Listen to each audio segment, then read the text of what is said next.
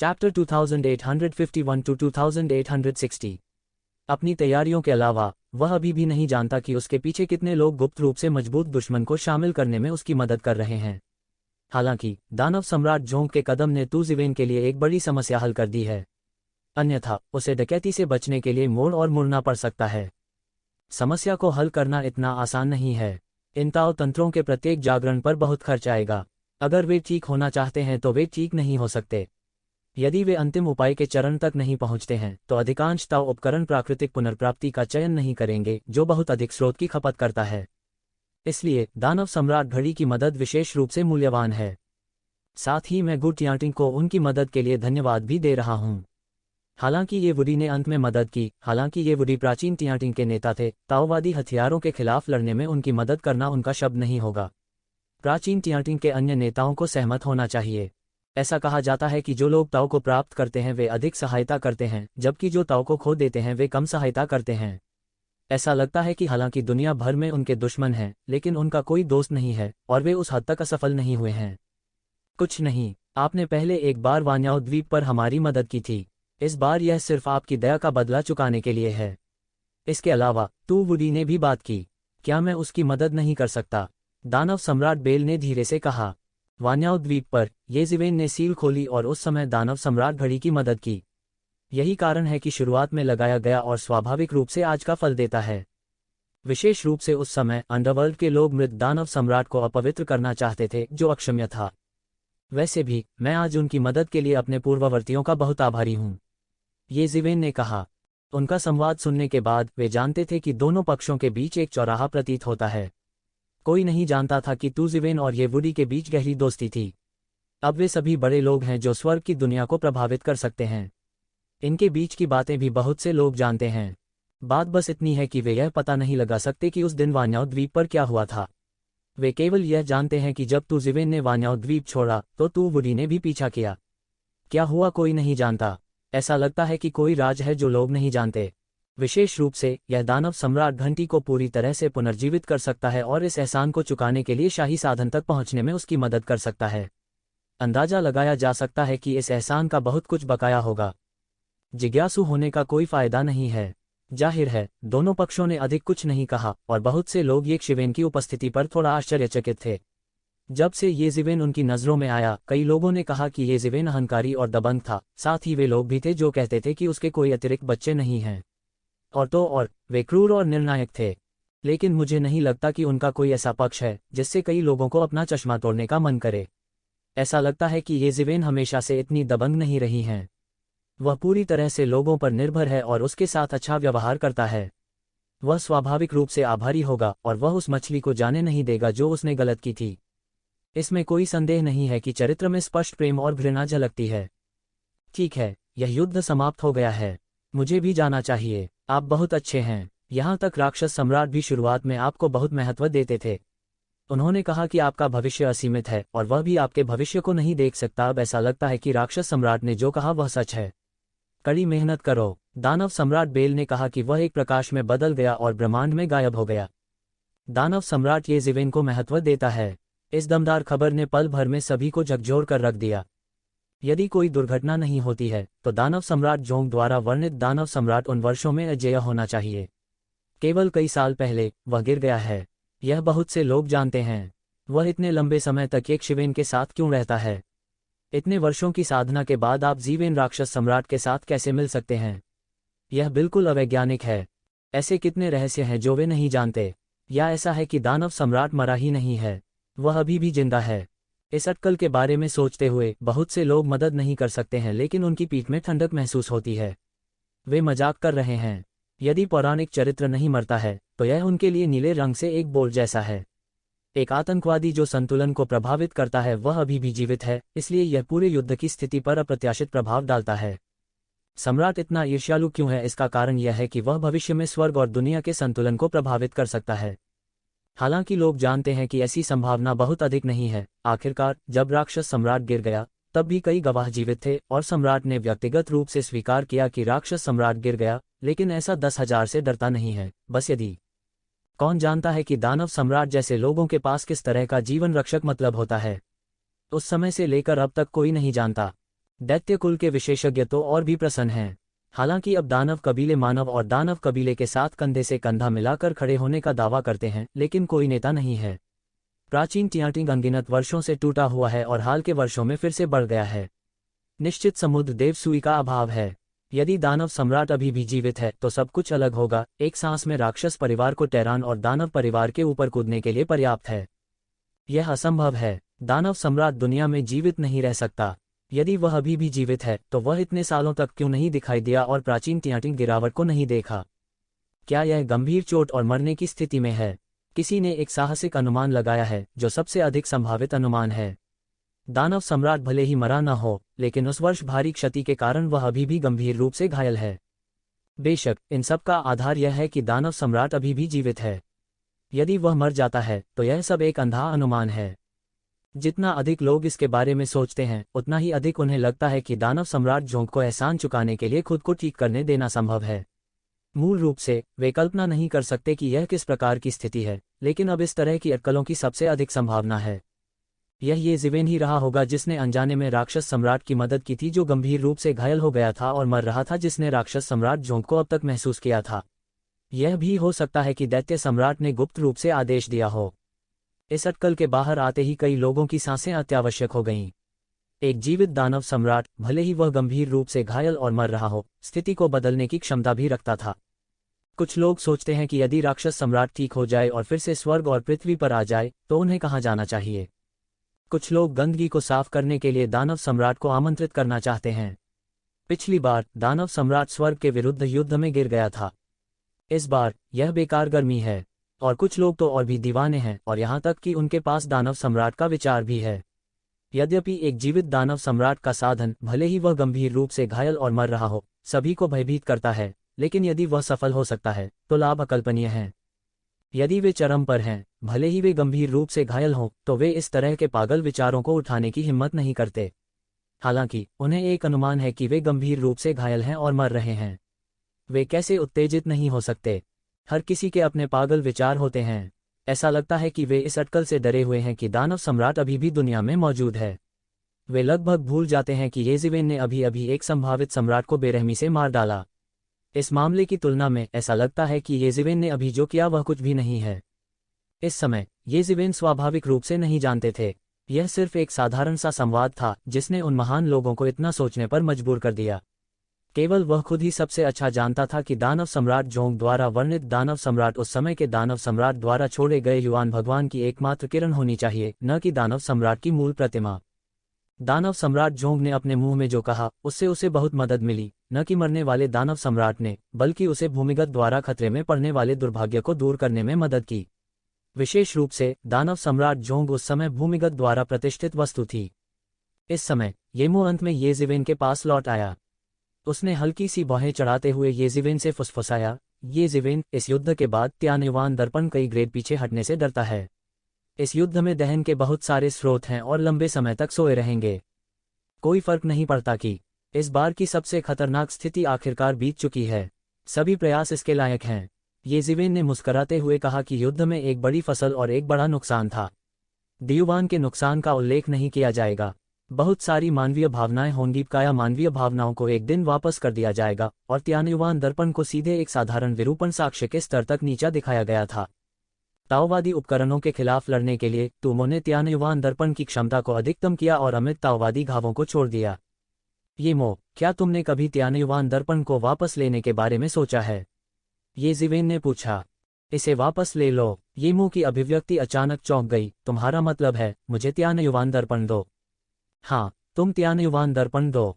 येज़िवेन ने कहा, आप एक यंत्र भावना के साथ पैदा हुए थे। यदि आपके पास त्यानयुआन दर्पण नहीं है तो आप ताओ को हमेशा के लिए प्राप्त नहीं कर सकते। अब मैं इसे तुम्हें वापस दे दूंगा और तुम्हें ताओ प्राप्त करने का एक मौका देने का वादा करता हूँ। येमो का शरीर थोड़ा कांप रहा था और उसकी अभिव्यक्ति अभी भी बेहद हैरान थी। उसने कभी नहीं सोचा था कि येज़िवेन उसे त्यानयुआन का दर्पण लौटा देगी। वह एक साधन आत्मा के रूप में पैदा हुआ था और अब वह त्यानयुआन दर्पण से पूरी तरह अलग हो गया है। हालांकि त्यानयुआन दर्पण के साथ उसका संबंध नहीं टूटा है, अन्यथा वह ताओवादी उपकरणों के खिलाफ त्यानयुआन दर्पण की उत्पत्ति का आग्रह नहीं कर सकता। वह उसकी जड़ है, उसकी नींव है। अगर वह ताओ को प्राप्त करना चाहता है तो यही उसका एकमात्र तरीका है। ताओ साधन की भावना के रूप में उसका शुरुआती बिंदु आम लोगों की तुलना में बहुत अधिक है, लेकिन उसकी सड़क भी दूसरों की तुलना में संकरी है। एक ही रास्ता है, लेकिन उसने पहले कभी इसका उल्लेख नहीं किया, क्योंकि येज़िवेन ने तियानयुआन के दर्पण को एक जीवन जादू हथियार में परिष्कृत किया है। क्या आप चाहते हैं कि येज़िवेन तियानयुआन आईने को छोड़ दे? यह निस्संदेह उसकी ताकत का एक बड़ा नुकसान होगा। इसलिए हालांकि उन्हें पता था कि इस तरह की एक विधि है, उन्होंने इसे कभी सामने नहीं रखा, और अब तू जीवेन ने इसे खुद सामने रखा। उस मामले में अपने बारे में क्या? येमो ने जल्दी से कहा। मेरे पास भी अपना जीवन पथ उपकरण होना चाहिए। मुझे पहले समझ नहीं आया तियानयुआन दर्पण मेरे लिए एक मदद है, लेकिन अंत में यह मेरा बंधन भी बन जाएगा। प्रत्येक सम्राट की सड़क अद्वितीय है। दूसरों के रास्ते पर चलकर कोई भी एक जैसा नहीं हो सकता। यद्यपि तियानयुआन दर्पण को मेरे द्वारा पूरी तरह से परिष्कृत किया गया है, यह मेरा अपना ताओवादी उपकरण नहीं है। येज़िवेन ने मुस्कराते हुए कहा, यद्यपि तियानयुआन दर्पण अच्छा है, तथाकथित ताओ उपकरण जादुई उपकरण हैं जो सम्राट के ताओ को धारण करते हैं। प्रत्येक अद्वितीय है। तियानयुआन दर्पण में जो है वह मेरा ताओ नहीं है। अब यह मेरी मदद है। देर सबेर यह मेरा बंधन बन जाएगा और मुझे शैतान के ताओ में बांध देगा। उस मामले में मैं जितनी जल्दी हो सके जाने दे सकता हूँ। येज़िवेन ने सच कहा। उसने पहले इसे केवल अस्पष्ट रूप से महसूस किया था, लेकिन आपदा के बाद वह अचानक इसे समझ गया और प्रतिक्रिया व्यक्त की। तियानयुआन दर्पण को छोड़ना न केवल येमो को आत्मज्ञान प्राप्त करने का मौका देना है, बल्कि अपने बंधन को छोड़ना भी है। एक बार जब वह वास्तव में समझ जाता है और उसके पास एक अच्छा विचार होता है, तो येज़िवेन को केवल यह महसूस होता है कि उसके मन की स्थिति ने एक बड़ी सफलता हासिल कर ली है। यह कहना बहुत ज्यादा नहीं है कि उन्होंने तेजी से प्रगति की है। अभ्यासी लोग जिस बात से सबसे अधिक डरते हैं वह यह है कि उनके पास स्पष्ट मन नहीं है। एक को खोलना ताला खोलने, बंधन को खोलने और आगे बढ़ने जैसा है। ठीक है, आपको ऐसा करने की जरूरत नहीं है। यह हम दोनों के लिए अच्छा है। हमारा रिश्ता क्या है, कहने की जरूरत नहीं है। तियानयुआन दर्पण को खोने के बाद यह ज्यादा प्रभावित नहीं करेगा। कुंजी यह है कि एक नाग की तलवार और समय की पोशाक है हाथ में। इससे कोई फर्क नहीं पड़ता, येज़िवेन ने कहा। टाइम रोब नाग की तलवार से अलग है। हालांकि रिफाइनिंग कोई जीवन जादू का हथियार नहीं है, लेकिन इसका उसके ताओ से कोई लेना देना नहीं है, बल्कि सिर्फ एक बाहरी उपकरण है। स्वाभाविक रूप से इससे कोई फर्क नहीं पड़ता। ठीक है, मैं समझा। येमो ने ज्यादा स्नेह नहीं दिखाया और सीधे जवाब दिया। उसने बहुत कुछ नहीं कहा। वे कई वर्षों तक एक साथ लड़े। अधिक कहने के लिए इन शब्दों का उपयोग करने की आवश्यकता नहीं है। ठीक है, यहाँ मामला खत्म हो गया है। चलो पहले वापस चलते हैं। येज़िवेन ने दानव राजा के खजाने के घर के अंतरिक्ष चैनल को तोड़ दिया। वह सीधे येमो और ये कियान के साथ चैनल में गए। इस बार क्रॉस डकैती अभियान पूरी तरह से समाप्त हो गया था। इस समय लोग अभी सदमे से उभरे ही थे कि दानव सम्राट अभी भी जीवित रह सकता है, और येज़िवेन को जाते हुए देख रहे थे। यदि आप सम्राट की लाश का लालच भी करते हैं तो आप इस समय अधिक कहने का साहस नहीं कर सकते। दुर्भाग्यशाली भावी सम्राट को केवल एक चाल के साथ दूसरे द्वारा मार दिया गया। यह पूर्व के लिए एक सबक और बाद के लिए एक शिक्षक था। खजाने के घर में प्रवेश करने के बाद यशवंत ने आखिरकार राहत की सांस ली। उसे डर था कि कोई बूढ़ा आदमी रास्ते में लापरवाही से काम करेगा, हालांकि वह डरता नहीं था। हालांकि इसने दीवान की गति को कम कर दिया, जिससे वह व्यथित महसूस करने लगा।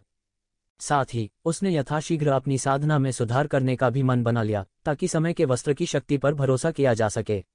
आखिर वह राजा नहीं है। काल की शक्ति से वह किसी से नहीं डरता। अर्ध सम्राट के शिखर पर बैठे विशेषज्ञ भी प्रतिस्पर्धा कर सकते हैं। हालांकि अगर होलोंग जेनेजुन और दाजिटियन जैसे शीर्ष विशेषज्ञ भी ताओवादी हथियार रखते हैं तो वे उसे दबा देंगे। इन लोगों की तुलना में उनके पास अभी भी बहुत अंतर है और उन्हें और आगे जाने की जरूरत है। येमो सीधे दानव राजा के खजाने के घर की गहराई में चले गए और तियानयुआन दर्पण को परिष्कृत करना शुरू कर दिया, लेकिन तियानयुआन दर्पण आखिरकार उसका नौमेनन था। इसे निखारना बहुत मुश्किल नहीं है और न ही इसमें ज्यादा समय लगता है। क्या आप इस बार ठीक हैं? येज़िवेन ने ये कियान के नाजुक सुंदर चेहरे को देखते हुए पूछा। ठीक है, ये कियान ने अपने चेहरे पर एक थकी हुई नज़र के साथ कहा। सुंदरता को धीरे से अपनी बाहों में धारण करें। ये कियान को एक आरामदायक स्थिति मिली और वो येज़िवेन की छाती के खिलाफ झुक गया। तुम और नरक, क्या बात है? येज़िवेन ने पूछा। वह अनुमान लगा सकता है कि इस अवधि के दौरान तो कियान ने खेती में काफी प्रगति की है। उन्होंने कई चीजों का अनुभव किया होगा। थकान होना सामान्य बात है। वास्तव में मौत के भगवान की विरासत जिसे ताओ मिला था, वास्तव में इसका नरक से कुछ लेना देना है। ये कियान ने येज़िवेन को समझाया। तभी तू शिवेन को मृत्यु के देवता के वास्तविक उद्गम के बारे में पता चला। अप्रत्याशित रूप से वह अंडरवर्ल्ड में एक युवा नायक है। वह अंडरवर्ल्ड में भी मशहूर है। वह भविष्य में लगभग एक और प्लूटो है जो अंडरवर्ल्ड की शक्ति का प्रभारी है। लेकिन बाद में उसने अंडरवर्ल्ड से विद्रोह किया, स्वर्ग और दुनिया में भाग गया और मृत्यु के भगवान के नाम पर टूट गया और दुनिया को स्थानांतरित कर दिया। मूल रूप से इसे केवल कुछ उत्पत्ति के रूप में माना जा सकता था, लेकिन बाद में ये कियान ने मृत्यु के राज्य में प्रवेश किया और नरक के प्रभु की विरासत प्राप्त की। नरक के भगवान, एक सम्राट, ये जिवेन ने पूछा। ये कियान ने सिर हिलाया और कहा, यह वास्तव में एक सम्राट स्तर का अस्तित्व है, लेकिन यह कभी पैदा नहीं हुआ है, इसलिए कोई नहीं जानता। वास्तव में ये जिवेन हैरान नहीं हैं।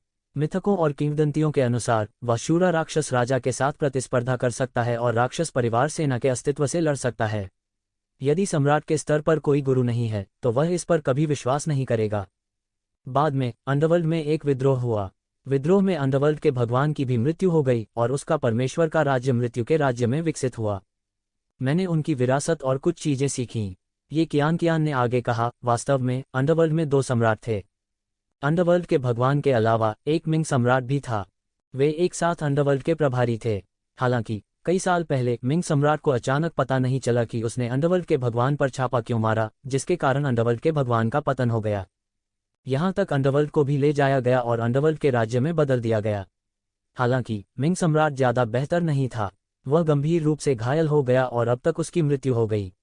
वह ठीक नहीं हुआ। वह अपने घावों को ठीक करने के लिए अधोलोक की गहराइयों में छिप गया और अधोलोक के प्रभु के प्रति वफादार वंश अभी भी विरोध कर रहे हैं। वे अनगिनत वर्षों से अंडरवर्ल्ड की तरफ से लड़ रहे हैं और अब भी वे प्रगति पर हैं। उद्धरण चिन्ह, नरक देश, यिन सैनिक, लड़ो। ये जिवेन को अचानक अपने दिमाग में याद आया कि शुरुआत में वान्याओ द्वीप पर हुआनक्वान नदी पर उन्होंने स्पष्ट रूप से अनगिनत यिन सैनिकों को हुआनक्वान नदी पर केंद्रित देखा, तलवारें पकड़े हुए अंतहीन शून्य में मारे गए और अज्ञात दिशा में लड़ रहे थे। उस समय उन्होंने महसूस किया कि ये यिन सैनिक कुछ लड़ रहे होंगे, लेकिन नरक के सैनिक बहुत रहस्यमय थे। यहाँ तक वह नहीं जानता था कि यह क्या था। अब जब उसने ये कियान को ऐसा कहते सुना तो वह अचानक समझ गया। लंबे समय तक लोगों ने अंडरवर्ल्ड और अंडरवर्ल्ड को एक ही पार्टी की ताकत माना है, लेकिन उनके नाम अलग अलग हैं।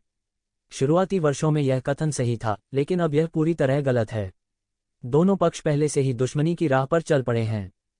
यह पता चला है कि इसके पीछे ऐसी कृतज्ञता और आक्रोश है। अंडरवर्ल्ड और अंडरवर्ल्ड अनगिनत वर्षों से लड़ रहे हैं।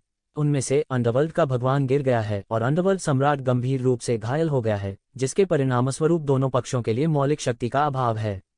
हालांकि अंडरवर्ल्ड के पास एक फायदा है, लेकिन यह अंडरवर्ल्ड की ताकत को सीधे तौर पर खत्म नहीं कर सकता है। ऐसा अभियान अनगिनत वर्षों से अज्ञात स्थानों पर लड़ा गया है और कभी बंद नहीं हुआ है। हालांकि चूंकि ये 2 लोग भूमिगत सरकार स्थापित करने के लिए मिलकर काम कर सकते हैं, वे अचानक कैसे बदल सकते हैं? ये जिवेन भी उत्सुक है। क्या है खास वजह? मैं विरासत वाले हिस्से में ज्यादा व्याख्या नहीं करता, लेकिन मेरे अनुमान के अनुसार यह 10 होना चाहिए। ये कियान का छोटा सा चेहरा ये जिवेन की छाती पर चिपक गया और कहा, ऐसा होना चाहिए कि जाने का रास्ता अलग हो और इससे छुटकारा पाने का तरीका अलग है। अधोलोक का प्रभु पुनर्जन्म स्थापित करना चाहता है, स्वर्ग की ओर से चलना चाहता है और अंत में जीवन और मृत्यु को संतुलित करके इससे छुटकारा पाना चाहता है। सम्राट मिंग का तरीका अधिक चरम है। वह मिंग के साम्राज्य के साथ दुनिया पर शासन करना चाहता है और सभी जीवित प्राणियों के प्रयासों से इससे छुटकारा पाने का प्रयास करता है। इन 2 पूरी तरह से अलग तरीकों से हिंसक संघर्ष होता है। अंडरवर्ल्ड के भगवान द्वारा खोजा गया रास्ता एक संतुलित पुनर्जन्म है और मिंग सम्राट का रास्ता अधिक तीव्र है, जो अंततः दोनों पक्षों के बीच पूर्ण झगड़े की ओर ले जाता है। शायद यही है। ये कियान ने कहा कि हालांकि यह एक अनुमान था, उनका मानना कि कोई समस्या नहीं होनी चाहिए।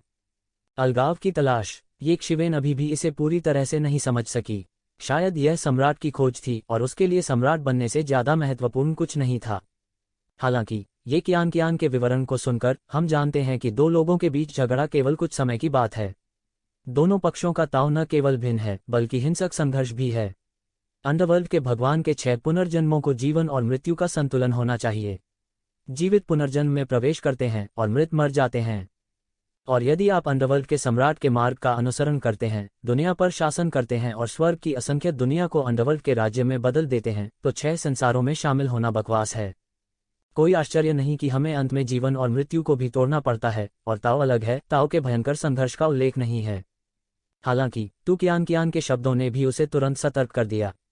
सम्राट विद्रोह के अज्ञात और अनिश्चित कारक के अलावा यह पहली बार सुना है कि एक जीवित सम्राट हो सकता है। लोगों की अटकलों से अलग की दानव सम्राट जीवित रह सकता है। ये कियान के शब्दों के अनुसार मिंग सम्राट के जीवित रहने की संभावना बहुत अधिक है। ऐसी स्थिति है जो स्वर्ग पर शासन करना चाहती है और उन्हें अंडरवर्ल्ड के अस्तित्व में बदलना चाहती है, जो पहले से ही बेहद अराजक है। इसमें थोड़ी सी अराजकता है। सतह पर उजागर हुए तियानजू की तुलना में अंधेरे में छिपा हुआ अंडरवर्ल्ड अधिक चिंताजनक है। अब जब तुमने पाताल के प्रभु की विरासत प्राप्त कर ली है, तो क्या इसका मतलब यह नहीं है कि तुम भविष्य के अधोलोक के स्वामी हो? पाताल के वे अवशेष तुम्हारी आज्ञा सुनेंगे? ये जिवेन ने पूछा। यह बहुत मुश्किल होना चाहिए। भले ही उन्हें नरक के प्रभु की विरासत मिल जाए, आखिरकार वे इतने सालों से बाहर हैं। ये कियान ने अनिश्चितता से कहा। इससे कोई फर्क नहीं पड़ता। अगर वे इसे स्वीकार नहीं करते हैं तो वे इसे स्वीकार करने तक लड़ेंगे। अंडरवर्ल्ड और अंडरवर्ल्ड के बीच न केवल कृतज्ञता और आक्रोश के कारण, बल्कि उनकी महान महत्वाकांक्षा के कारण भी अंडरवर्ल्ड को मिटा दिया जाना चाहिए। इससे भी महत्वपूर्ण बात यह है कि अब आपकी विरासत का पर्दाफाश अंडरवर्ल्ड के सामने हो गया है। वे आपको जाने नहीं दे सकते। यह युद्ध देर सवेर लड़ेगा और बच नहीं सकता। ये जिवेन ने ये कियान को हल्के से गले लगाया। भले ही उसका प्रतिद्वंद्वी इतना विशाल था जो अनगिनत वर्षों से अस्तित्व में था, वह कभी भी ये कियान को छोड़ना नहीं चाहता था। चाहे जो भी हो, उनके दिमाग में एक ही विचार था कि अंधेरे देश को कैसे रोका जाए और कैसे सुलझाया जाए। हाँ, ये कियान ने भी ये जिवेन को गले लगाया, लेकिन आपको सावधान रहना चाहिए। अंडरवर्ल्ड और अंडरवर्ल्ड दोनों के पास अपने लिए मृतकों की शक्ति का उपयोग करने की क्षमता है। पिछले अनगिनत वर्षों में कोई नहीं जानता कि कितने अद्वितीय विशेषज्ञ पुनर्जीवित हुए हैं। नीचे के राज्य में यह कहा जा सकता है कि सभी सम्राटों को नीचे के राज्य के विशेषज्ञों से कम विरासत में मिला है। मैं समझता हूं कि जल्द या बाद में मैं आपको अंडरवर्ल्ड में वापस ले जाऊंगा, लेकिन इससे पहले मुझे बाहर जाना होगा और ब्याज इकट्ठा करना होगा। ... बाहरी दुनिया भी ये जिवेन की डकैती से सदमे में है। मूल रूप से एक व्यक्ति की डकैती, यहाँ तक एक अर्धशाही डकैती, स्वर्ग की पूरी दुनिया के सदमे का कारण नहीं होनी चाहिए। हालांकि ये जिवेन की डकैती में ताओवादी स्तर पर टकराव था, जिसने पूरे स्वर्ग और दुनिया को पूरी तरह से हिला दिया था। अतीत में ऐसी लड़ाइयाँ तभी संभव थीं जब वास्तविक सम्राट ताओ बने। यहाँ तक कई सम्राट बन गए ताओ अज्ञात हैं। इतनी बड़ी लड़ाई के स्वागत समारोह का जिक्र नहीं है, लेकिन ये जिवेन, यह कैसे सबको चौंका नहीं सकता? जबकि लोग अभी भी चौंक गए थे, स्वर्ग और दुनिया देख सकते थे कि ब्रह्मांड में एक सुनहरी रोशनी ब्रह्मांड के आधे हिस्से को पार कर गई, ठीक एक सुनहरे इंद्रधनुषी पुल की तरह, सीधे ब्रह्मांड के अधिकांश हिस्सों में। ये क्या है? इतने हाई प्रोफाइल में कौन काम कर रहा है? इस आंदोलन ने जल्द ही सभी का ध्यान आकर्षित किया, लेकिन जल्द ही इस बात की पुष्टि हो गई कि गोल्डन रेनबो ब्रिज पर मौजूद व्यक्ति कोई और नहीं बल्कि ये जिवेन था। वह कहाँ जा रहा है? हर कोई थोड़ा अजीब होता है। मुझे नहीं पता कि ये जिवेन कहाँ जाना चाहता है। यदि वह इस समय अर्ध सम्राट के दायरे को छुपाता, आराम और समेकित नहीं करता है। यह सुनहरा इंद्रधनुषी पुल पूरे ब्रह्मांड में फैला हुआ है। मुझे नहीं पता कि यह कितनी जगह बंद करता है और दूर जाता है। कुछ लोगों ने इसे देखा है। यह है तियानजू की दुनिया। जैसे ही ये जिवेन ने अंतरिक्ष को खोला, उन्होंने पाया कि एक स्वर्गीय पारिवारिक दुनिया उनके सामने प्रकट हुई। दुनिया अनगिनत जगहों में छिपी हुई थी और बिल्कुल भी नहीं मिली। यदि ये जिवेन ने अंतरिक्ष अवरोध को नहीं तोड़ा, तो यह नहीं मिलेगा। इस संबंध में तियानजू ने बहुत अच्छा किया है, अन्यथा इन वर्षों में इसे लंबे समय से स्वर्ग की दुनिया में सभी राष्ट्रीयताओं के विशेषज्ञों द्वारा मिटा दिया गया है। आपको पता होना चाहिए कि यद्यपि सभी जातीय समूह छोटे नहीं हैं, वे पूरी तरह से केवल तियानजू का सामना करने पर, यानी उन्हें मारने के लिए सुसंगत हैं। एक बार जब तियानजू का संकट फूट पड़ा, तो यह किसी एक जाति को नहीं बल्कि स्वर्ग के सभी लोगों को नुकसान पहुंचाएगा। सभी जातियों का हिस्सा है। ये जिवेन क्या करना चाहती है? वह सीधे तियानजू के घोंसले में घुस गया। हालांकि उसकी ताकत बहुत मजबूत है, वह सीधे तियानजू के घोंसले में घुस गया। पहले यह उचित नहीं था। अब इस बात का उल्लेख नहीं करना चाहिए कि तियानजू के सैनिक बाहर हैं, वे खुद को मार रहे हैं। इस कबीले का घोंसला बहुत ही असाधारण है।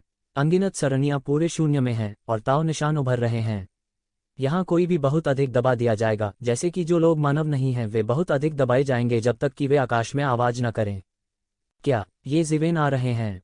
जब ये जिवेन पहुंचे तो आंदोलन इतना महान था कि इसने जल्द ही पूरी तियानजू दुनिया को चौंका दिया। क्या वह मौत की तलाश में है? एक छोटा टेरान अकेले आने की हिम्मत करता है। यह वास्तव में मौत की तलाश में है। यह कहना मुश्किल है। तुम्हें पता है, इस आदमी ने अभी अभी धरती हिलाने वाली चीजें की हैं और कई ताओवादी हथियारों का इस्तेमाल किया गया है। वह उसकी मदद नहीं कर सकता और यहाँ तक सम्राट का शरीर भी उसके द्वारा ले लिया गया है। लेकिन फिर भी उसके पास बहुत अधिक साहस है। तियानजू के कई विशेषज्ञ हैरान और क्रोधित थे। एक के बाद एक सीधे ऊपर उड़े और कुछ दूरी पर एक शिवेन का सामना किया। तो शिवेन क्या करना चाहती थी और सीधे अपने घोंसले में घुस गई। उन पर ध्यान न देना बड़ी शर्म की बात थी। www.iqs.com। मनुष्य, यह केंद्रीय दुनिया है, रुक जाओ। एक विशेषज्ञ फूट फूट कर रोने लगा। यदि यह अतीत में होता तो वे अभी भी बड़े शत्रुओं का सामना कर रहे होते। लेकिन अब स्वर्ग के 10,000 संसारों में से तियानजू के पास एक फायदा है। उन्हें किस बात की चिंता है? यदि आप नहीं रुकते हैं तो हमें दोष न दें। ये शिवेन कदम दर कदम आगे बढ़े और उनकी आंखों में मुक्ति की आंख दिखाई दी। चिल्लाने वाले मास्टर के पास जवाब देने का समय भी नहीं था, इसलिए उसने महसूस किया कि वह सीधे एक बड़ी ताकत से अलग हो गया और एक पल में फट गया। टकराना। मास्टर फट गया और खून की धुंध में बदल गया। ये जिवेन की गति एक पल में टूट गई और पूरी दुनिया में फैल गई। साधारण तियानजू और तियानजू दोनों देवता घुटने टेक कर पूरी तरह से नीचे गिर गए, क्योंकि उनके ताओवादी हथियारों का प्रतिरोध सीधे टूट गया, ठीक उसी तरह जैसे कोई वास्तविक सम्राट आ रहा हो, अजेय हो और तूफान की तरह सभी दिशाओं को पार कर रहा हो। ये स्वर्गीय परिवार के स्वामी जो सिर्फ एक शिवेन को रोकना चाहते थे, उनके पास इस समय केवल एक अस्थिर हिस्सा था। वे जरा सा भी विरोध नहीं कर सकते थे। भावी सम्राट के सामने ये जिवेन की अद्भुत प्रतिरोधक क्षमता का विरोध करना बहुत कठिन था। ये जिवेन पूरी तरह से तियानजू दुनिया के केंद्र की ओर चलीं। यहीं पर तियान परिवार का केंद्रीय राजवंश स्थित है। यह बहुत ही गुप्त दुनिया है। अनगिनत वर्षों से कोई भी केंद्रीय राजवंश के विशिष्ट स्थान का पता नहीं लगा पाया है, लेकिन ये जिवेन ने इसे पाया। स्वाभाविक रूप से उन्होंने पूर्व केंद्रीय क्राउन प्रिंस से लाभ उठाया और उनके लिए रास्ता दिखाया। केंद्रीय क्राउन राजकुमार के मांस और रक्त के माध्यम से जिवेन ने आसानी से केंद्रीय राजवंश के स्थान की गणना की। संसार में प्रत्येक वस्तु का घनिष्ठ संबंध है। संसार से किसी को पुनर्तः अलग नहीं किया जा सकता, इसलिए वह इसकी गणना कर सकता है। ये जिवेन ने परवाह नहीं की कि दूसरे क्या सोच रहे हैं और सीधे केंद्रीय बड़ी दुनिया के केंद्र में प्रवेश किया। ये जिवेन, तुम्हारी हिम्मत कैसे हुई आने की? केंद्रीय दुनिया के मूल से एक विशाल गर्जना निकली और अचानक पूरे आकाश में एक ध्वनि तरंग बन गई। घने भगवान लहर की तरह लुढ़कते हुए बाहर निकल आए। मैं आने से क्यों डर रहा हूं? मैं यहाँ क्यों हूं? तुम अच्छी तरह समझ लो, ये जिवेन ने ठंडेपन से कहा। आप क्या कहने की कोशिश कर रहे हैं? एक तेज आवाज गर्जना। इससे पहले कि मैं डकैती को पार करूं, यहाँ भेजे गए लोगों में आपका केंद्रीय शाही राजवंश होना चाहिए। यह वास्तव में बड़ा है। एक अर्ध सम्राट का दिव्य खोल वहां भेजा गया था। यह वास्तव में समृद्ध है, ये जिवेन ने उपहास के साथ कहा। ऐसा हुआ कि जब मैं अभ्यास कर रहा था, मुझे कुछ परेशानी का सामना करना पड़ा और कुछ संसाधनों की कमी थी। मैं आपके परिवार के खजाने को उधार ले सकता हूं। इस समय केंद्रीय दुनिया के जीवित प्राणी अंत में समझते हैं कि जिवेन यहाँ किस लिए आए थे। यह पता चला कि ऐसा कुछ था। यह वरिष्ठ प्रबंधन था जिसने ये जिवेन पर हमला करने और मारने का फैसला किया। ज्यादातर लोग इसे नहीं जानते थे, यहाँ तक उन्हें ये शिवेन की डकैती के बारे में खबर मिली। जिसने भी इसके बारे में सोचा जिवेन ने सीधे दरवाजे को मार डाला। हालांकि उन्हें तुरंत बहुत बेतुका लगा। ये जिवेन दरवाजे पर क्यों आए? यह कहना उचित है कि स्वर्गीय परिवार और स्वर्गीय दुनिया के बीच विरोध के संदर्भ में उनके लिए एक दूसरे के खिलाफ कुछ भी करना सामान्य है। ये जिवेन के शब्दों ने उन्हें ऐसा क्यों महसूस कराया जैसे उन्होंने अपने सहयोगियों को चाकू मार दिया हो। मरने के लिए? क्या तुम सच में सोचते हो कि हम तुम्हें नष्ट नहीं कर सकते? अगर हम तुम्हारी आपदा से नहीं डरते तो क्या तुम सोचते हो कि तुम बच सकते हो? गुस्से वाली आवाज सीधे कोर से आई। बस इतना ही। जब मैंने सर्वनाश राजवंश को चपटा किया तो मैंने इसे इतना उग्र नहीं देखा, ये जिवेन ने ठंडेपन से कहा। सर्वनाश राजवंश? सर्वनाश राजवंश भी आपके हाथों नष्ट हो गया है। यह बहुत अच्छा है। आपके पास हमारे स्वर्गीय परिवार का एक और रक्त ऋण है। चूंकि आज आप हमेशा मारे गए हैं, मैं आपको पूरा करूंगा। आवाज ने बिना कमजोरी दिखाए कहा। मरना? ये जिवेन ने बस धीरे से कहा और फिर सीधे शुरू कर दिया, पूरे मध्य जगत की ओर कड़ी मेहनत करते हुए। पल भर में आसमान टूट पड़ा, दुनिया में उथल पुथल मच गई और पल भर में अनगिनत बादल छट गए, मानो इस कदम के नीचे वे टूटने ही वाले हों। ये जिवेन ने वास्तव में इसे सीधे तौर पर किया, जिसने स्पष्ट रूप से पूरे केंद्रीय जगत पर ध्यान नहीं दिया। पागल मत बनो, शक्तिशाली गुस्से और उत्सुकता से कहा जा रहा है। ब्रश। अचानक एक अद्भुत चाकू ने सीधे उसे मार डाला। इस नाइफ आवन पर एवेन्यू के अनगिनत शब्द प्रकट हुए। यह उस पर इतना चित्रित नहीं किया गया था जितना कि उस पर पूरी तरह से प्रकट हुआ था। यह तब होता है जब एवेन्यू पूरी तरह से ब्लेड में एकीकृत हो जाता है। इस चाकू ने सीधे दुनिया को काट दिया और ये जिवेन के बड़े पैर को काट दिया। बूम! यह झटका टकराया और सीधे दुनिया को अशांत कर दिया और सब कुछ हिंसक रूप से हिल रहा था। ये जिवेन के पैर ने सीधे इस ब्लेड को कुचल दिया, लेकिन आगे कोई ताकत नहीं थी। फिर एक आकृति मौके पर आई और पहाड़ की तरह हवा में उड़ गई। स्वर्ग और पृथ्वी के बीच एक अदम्य आकृति उभरी। वह एक शाही पोशाक में एक अधेड़ उम्र का व्यक्ति था, जो खुद को बलिदान करने की परम दबंग भावना से भरा हुआ था। यह है, क्या यह सच है कि पुराने केंद्रीय स्वर्गीय राजा वर्तमान केंद्रीय स्वर्गीय राजा के पिता प्रतीत होते हैं? दूरी में कई शक्तिशाली लोगों ने जादुई शक्तियों और मंत्रों का उपयोग करते हुए यहाँ की स्थिति का अवलोकन किया और निकट आने का साहस नहीं किया, लेकिन यह भी कि दूरी बहुत दूर होने के कारण वे दिव्य विचारों के साथ युद्ध को बिल्कुल भी नहीं देख सकते थे। यह आंकड़ा देखकर कई लोगों के होश उड़ गए। क्या इसका मतलब यह नहीं है कि वह स्वर्ग के खिलाफ दूसरे युद्ध में गिर गया है? वह अब तक कैसे जीवित रह सकता है? उसके जीवित रहने के बारे में अजीब क्या है? उसे पहले ही सील कर दिया गया था और एक साथ निर्वासित कर दिया गया था। वास्तव में किसी ने पुष्टि नहीं की थी कि वह मर चुका है। अब येज़िवेन ने लोहे की प्लेट को लात मार दी है। यदि यह पूर्व केंद्रीय राजवंश था तो तियान परिवार की सेना वापस नहीं आई। येज़िवेन की ताकत के साथ यह वास्तव में स्वीप करने के लिए काफ़ी है। केंद्रीय वंश में आगे पीछे मारना कोई मुश्किल नहीं है, लेकिन अब स्थिति बिल्कुल अलग है। यद्यपि मैं कुछ समय से त्यानजू से लड़ रहा हूं, कोई नहीं जानता कि त्यानजू से कितने विशेषज्ञ वापस आए हैं, लेकिन त्यानजू के सम्राटों ने निश्चित रूप से बहुत सारे विशेषज्ञ लौटाए होंगे। येज़िवेन अभी भी बहुत बड़ी है। क्या तुम मुझे मारने जा रहे हो? मैं तुम में परिचित महसूस करता हूँ। येज़िवेन ने ठंडेपन से कहा कि हालांकि अतीत में उनकी सीधे जांच नहीं की गई थी, फिर भी उन्हें उस दिव्य खोल की सांस याद थी जिसे प्रभु में ले जाया गया था, अन्यथा वह दरवाजे पर नहीं आ सकते थे। तो क्या हुआ? पुराने केंद्रीय स्वर्गीय राजा ने ठंडेपन से कहा। फिर मर जा, फिर मर जा, येज़िवेन ने ठंडेपन से कहा। नौजवान, तुम बहुत आत्मविश्वासी और मजबूत हो। युगों से बहुत से लोगों को मैंने नहीं देखा है जो तुम्हारे साथ तुलना कर सकते हैं, लेकिन इस दुनिया में यह वह नहीं है जो आप सोचते हैं। यह बहुत प्रचार है। कोई फर्क नहीं पड़ता कि आपकी ताकत कितनी मजबूत है, आपको कीमत चुकानी होगी। पुराने केंद्रीय स्वर्गीय राजा ने ठंडेपन से कहा। मारना। पुराने केंद्रीय स्वर्गीय राजा ने एक पल में गोली मार दी। उस पर अनगिनत ठंडी रोशनी फूट पड़ी और सीधे ब्रह्मांड में चली गई। इस क्षण असंख्य सरणियों ने इस अद्भुत शक्ति का अनुभव किया और सब ठीक हो गए। अनगिनत साल पहले स्वर्ग के केंद्रीय सम्राट द्वारा व्यवस्थित ये व्यूह पूरी तरह से ठीक हो गए हैं और लड़ाई के कारण पूरी दुनिया को पूरी तरह से गिरने से बचाने के लिए दिव्य आंसुओं के फटने लगे हैं। Central Tiandi boxing. पुराना केंद्रीय स्वर्गीय राजा दहाड़ा और मुक्का मारा और स्वर्ग और पृथ्वी ढह गए। येज़िवेन, हालांकि आपका 6 संसार बॉक्सिंग शक्तिशाली है, यह स्वर्ग और पृथ्वी में एकमात्र बॉक्सिंग नहीं है। गुंजन। येज़िवेन के शरीर पर रंगीन दिव्य अवतरण चमक रहा है और समय की शक्ति प्रवाहित हो रही है। युद्ध तुरंत छिड़ गया। येज़िवेन ने सीधे गोली मारी और उसे संसार की 6 घूंसों से दबा दिया। बूम। 2 अत्यंत शक्तिशाली मुट्ठी तकनीकें सीधे एक दूसरे से टकराईं और सभी प्रकार के दर्शन एक पल में टूट गए। भयानक मुक्केबाजी ने सब कुछ उलट दिया। पूरी दुनिया हिल रही थी और आतंक की शक्ति अभी भी एक अद्भुत गति से फैल रही थी।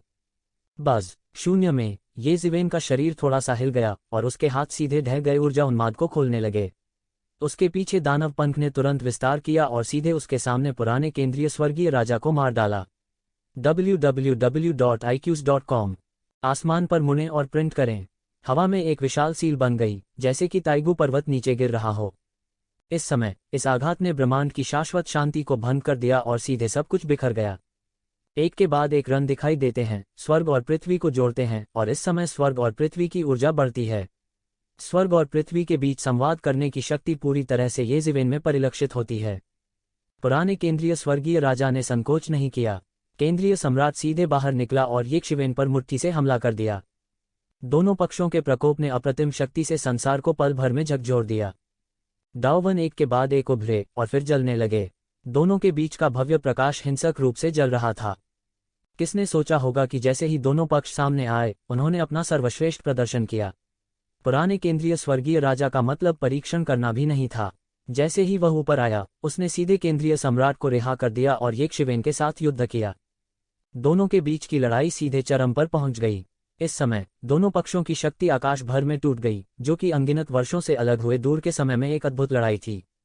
जब पुराने केंद्रीय स्वर्गीय राजा ने दुनिया भर में सरपट दौड़ लगाई, तो येज़िवेन को नहीं पता था कि वह कहाँ था, लेकिन उन्होंने अनगिनत साल पहले के शीर्ष विशेषज्ञों के खिलाफ लड़ाई लड़ी। उस समय बूढ़ा केंद्रीय स्वर्गीय राजा शक्तिशाली था और पूरी दुनिया में दौड़ता था। अब वह दुनिया के सबसे मजबूत लोगों में से एक है। त्यानजू आक्रमण के मामले में भी वह अभी भी किताबों के साथ मजबूत व्यक्तियों में से एक है। लेकिन अब हम येज़िवेन के साथ एक अद्भुत युद्ध करने जा रहे हैं। ये जिवेन बहुत दृढ़ इच्छा शक्ति वाला है। उसने कहा कि अगर वह ताओवादी हथियारों का इस्तेमाल करता है तो वह ताओवादी हथियारों का इस्तेमाल करेगा। बहुत से लोगों ने यह दृश्य देखा। वे मदद नहीं कर सकते थे लेकिन अपने दांत पीस रहे थे। बेशक वे समझ गए थे कि वास्तव में ये शिवेन के वर्तमान कौशल के साथ अर्ध सम्राट चरण में प्रवेश करने के बाद भी यह पुराने केंद्रीय स्वर्गीय राजा जैसे पुराने राक्षस की तुलना में उल्लेखनीय नहीं है जो हजारों वर्षों से जीवित है। सभी की राय में भले ही ये जिवेन एक प्रतिभाशाली हैं, पुराने केंद्रीय स्वर्गीय राजा द्वारा लंबे समय तक संचित कौशल अभी भी सभी मजबूत दुश्मनों को कुचलने के लिए पर्याप्त है। लंबे समय तक जीना सबसे बड़ा फायदा है। अब तो जिवेन ने वास्तव में पुराने केंद्रीय स्वर्गीय राजा के हमले को अवरुद्ध कर दिया, जो कि समय के बागे पर निर्भर था। इसके अलावा यह स्पष्ट है कि उसके हाथ में अभी भी एक ताओवादी उपकरण है जिसका उपयोग नहीं किया गया है। किसी व्यक्ति के लिए 2 ताओवादी वाद्य यंत्र धारण करना एक विलासिता है। तुम्हें पता है, यहाँ तक लोंगदाओ जैसे विशाल के पास भी केवल एक ताओवादी वाद्य यंत्र है। एक ताओवादी उपकरण उसके लिए अजेय स्वीप करने के लिए पर्याप्त है, 2 का उल्लेख नहीं करना। सामान्य लोगों के लिए डाओ उपकरण प्राप्त करना किसी काम का नहीं है। जब तक डाओ उपकरण सम्राटों के हाथों में नहीं है, वे केवल यह आशा कर सकते हैं कि उनमें उपकरणों की भावना स्वयं ठीक हो सकती है ताकि सबसे शक्तिशाली शक्ति टूट सके। प्रत्येक पुनर्प्राप्ति के लिए महान प्रयासों की आवश्यकता होती है। जब तक वे सम्राट के वंशज न हों तब तक उनका उबरना असंभव है। लेकिन ये जिवेन अलग थी। उन्हें एक बिजियन द्वारा पहचाना गया था और यहाँ तक उनके लिए कई ताओवादी उपकरणों के खिलाफ पुनर्जीवित भी किया गया था। कुछ लोगों ने यह भी अफवाह उड़ाई कि ये जिवेन को एक द्विजेल भगवान द्वारा विरासत में मिला होना चाहिए था, अन्यथा उन्हें एक द्वि तलवार द्वारा पहचाना नहीं जा सकता था। प्राचीन काल से ऐसी स्थिति कभी नहीं रही। ताओवादी आत्मा कितनी अहंकारी है। उन वर्षों में इसने सभी दिशाओं में लड़ने के लिए सम्राट का अनुसरण किया। आम आदमी की नज़रों में कैसे आ सकता है। यहाँ तक कि सम्राट के वंशजों को भी उनका सम्मान करना चाहिए और उन्हें अपने पूर्वजों के रूप में पूजना चाहिए।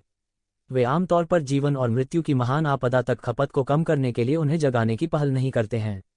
सम्राट के बिना जीवित कौन उन्हें पूरी तरह से पुनर्जीवित कर सकता है। वे जो नहीं जानते हैं वह यह है कि ये जिवेन ने एक बिजियन को दबाया और परिष्कृत किया। बेशक वह एक बिजियन की भावना को उसे पुनर्जीवित करने के लिए मजबूर नहीं कर सकता है, लेकिन अब दोनों पक्षों ने एक अर्धगठबंधन संबंध बना लिया है। ये जिवेन उसे नहीं जगाएगी, लेकिन आखिरकार उसे एक बिजियन ने पहचान लिया है। उसके लिए यह आसान नहीं है। आखिरकार तलवार तू मुँह से अलग है। जब ये मुँह ये जिवेन के हाथ पर गिरा तो वह पहले ही टूट चुका था और हिम्मत नहीं कर रहा था। हालांकि ए बाई तलवार अभी भी अपने चरम पर है। सम्राट की तलवार निगलने के बाद यह और भी मजबूत हो गया। एक बार असली ताकत पूरी तरह से टूट जाने के बाद इसकी जासूसी नहीं की जा सकती। यह सम्राट की लाश को भी अपनी ताकत से पूरी तरह से रोक सकता है और उसे पूरी तरह से दबा सकता है। ये जिवेन का मानना कि सम्राट के शरीर को मारने का एक तरीका होना चाहिए, लेकिन आह भी तलवार ये जिवेन के स्रोत को नहीं जलाएगी, टूमो नहीं। एक और बात जो लोग अच्छी तरह जानते हैं वह है टाइम रोग। उन्हें प्राचीन पुस्तकों से समय वस्त्र के बारे में अभिलेख मिले। यह भी बहुत स्पष्ट है कि समय की पोशाक की भावना टूट गई है और वह अपनी अपरिहार्य शक्ति नहीं निभा सकता है। हालांकि इसी तरह समय वस्त्र का वास्तव में उपयोग करने के लिए आवश्यक शर्तें बहुत कम हैं और समय वस्त्र की भावना की मान्यता प्राप्त करने की कोई आवश्यकता नहीं है। लेकिन उन्हें कितने सम्राट सूत्रों की जरूरत है। कई लोगों को थोड़ा हिसाब लगाने के बाद ही पीठ पर ठंडक महसूस होती है। अधिक लोग अवाक हैं। क्या ये जिवेन ने वास्तव में एक सम्राट की कब्र को थपथपाया था? नहीं तो इतने सम्राट सूत्र कहाँ से आ गए? यह सम्राट की विरासत में सभी शाही स्रोतों के बराबर होने वाला है। हालांकि सम्राट की विरासत में शाही स्रोतों को कई लोगों की आपूर्ति करनी चाहिए और ताओवादी साधन को जगाने के मामले में उपयोग करने के लिए पर्याप्त शाही स्रोत होने की स्थिति में रखा जाना चाहिए ताकि अपने स्वयं के मूल को जलाया न जा सके। ये जिवेन के लिए, जो खुद के लिए लड़ने के लिए ताओवादी हथियारों का आग्रह करने के लिए सम्राट युआन का उपयोग करने में इतना खर्चीला है, दूसरों की नज़र में बस एक काली भेड़ है। हालांकि ये जिवेन द्वारा सम्राट की कब्र खोदने के बारे में लगातार अफवाहें हैं और बहुत से लोग यह विचार करना शुरू करते हैं कि क्या यह वास्तव में संभव है। उनकी राय में सबसे अधिक संभावना यह है कि उसने वास्तव में एक द्वि जेल मास्टर की कब्र को पकड़ लिया, जिसने न केवल एक द्वि तलवार जीती बल्कि हलियान के सम्राट स्रोत भी, ताकि उसकी लड़ाई का समर्थन किया जा सके। 2 ताओवादी उपकरणों को धारण करने वाले ये जिवेन दुनिया में अजेय नहीं हैं। आखिरकार फायर ड्रैगन, जेनेजुन दा जिजाई और अन्य हैं। यदि ये लोग भी ताओवादी यंत्र धारण करते हैं तो वे एक और नया क्षेत्र और अजेय होंगे। लेकिन फिर भी कई लोगों की नज़रों में तू जिवेन काफ़ी डरावना है। वह सबसे अधिक धमकी देने वाला व्यक्ति बन गया है। इतनी कम उम्र की लंबाई सबसे भयानक होती है, क्योंकि वह युवा है, वह निडर है और उसके पास मजबूत ताकत है। यह हाथ में चाकू लिए एक बच्चे की तरह है, लेकिन यह कई चिंताओं वाले वयस्क की तरह नहीं है। वह ऐसा करेगा जब वह कहेगा कि वह करेगा। यह एक टाइम बम है। यह सीधे केंद्रीय दुनिया में नहीं है। सामान्य लोग अगर पागल नहीं हैं, तो ऐसा कौन करेगा? स्वाभाविक रूप से ये ज़िवेन लोगों की राय जानता है, लेकिन वह परवाह नहीं करता। उसके अपने कारण हैं। वह देर नहीं कर सकता। उसके पास एक कुबड़ है कि अंतिम विश्व युद्ध जल्द ही आएगा। वह उससे पहले उच्चतम सड़क को प्राप्त करना चाहता है। जहां तक सम्राट के स्रोतों की बात है, वे सभी बाहरी चीजें हैं। जब तक वह भविष्य में ताव प्राप्त करता है, वह डरता है कि पर्याप्त सम्राट स्रोत नहीं होंगे। बेशक बाहरी लोग यह नहीं जानते, क्योंकि वे इसे समझ नहीं सकते। यह एक तरह की भावना है। यह बताना कठिन है। जल्द ही सब कुछ का अंत आ जाएगा। हालांकि लोग अभी भी जानते हैं कि भले ही तू ज़िवेन एक अमीर और शक्तिशाली काली भीड़ हो, उसे सम्राट के स्रोत की कमी होनी चाहिए। तभी वह सीधे ग्रेट सेंट्रल वर्ल्ड में मार सकता है और खजाना घर को जब्त कर सकता है। उनमें से ज्यादातर बड़ी चालें हैं। बेशक आम लोगों में निश्चित रूप से यह क्षमता नहीं होती है। किसने ये ज़िवेन को मदद करने के लिए ताओवादी उपकरण दिए? केंद्रीय दुनिया स्वर्ग के केंद्रीय सम्राट से विरासत में मिली है। यह कई सालों से नहीं टूटा है।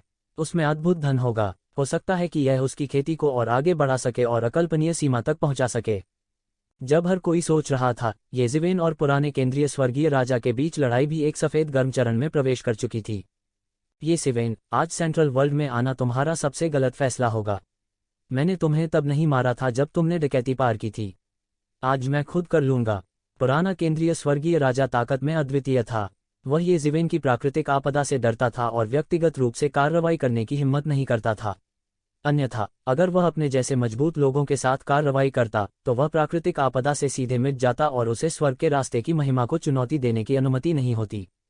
लेकिन अब यह अलग है। प्राकृतिक आपदा के बिना वह भी बेईमान है। भयानक कुछ भी नहीं है। पूरी केंद्रीय दुनिया हिंसक रूप से हिल रही है। सम्राट धर्म की रक्षा न होती तो व्यूह टूट जाता।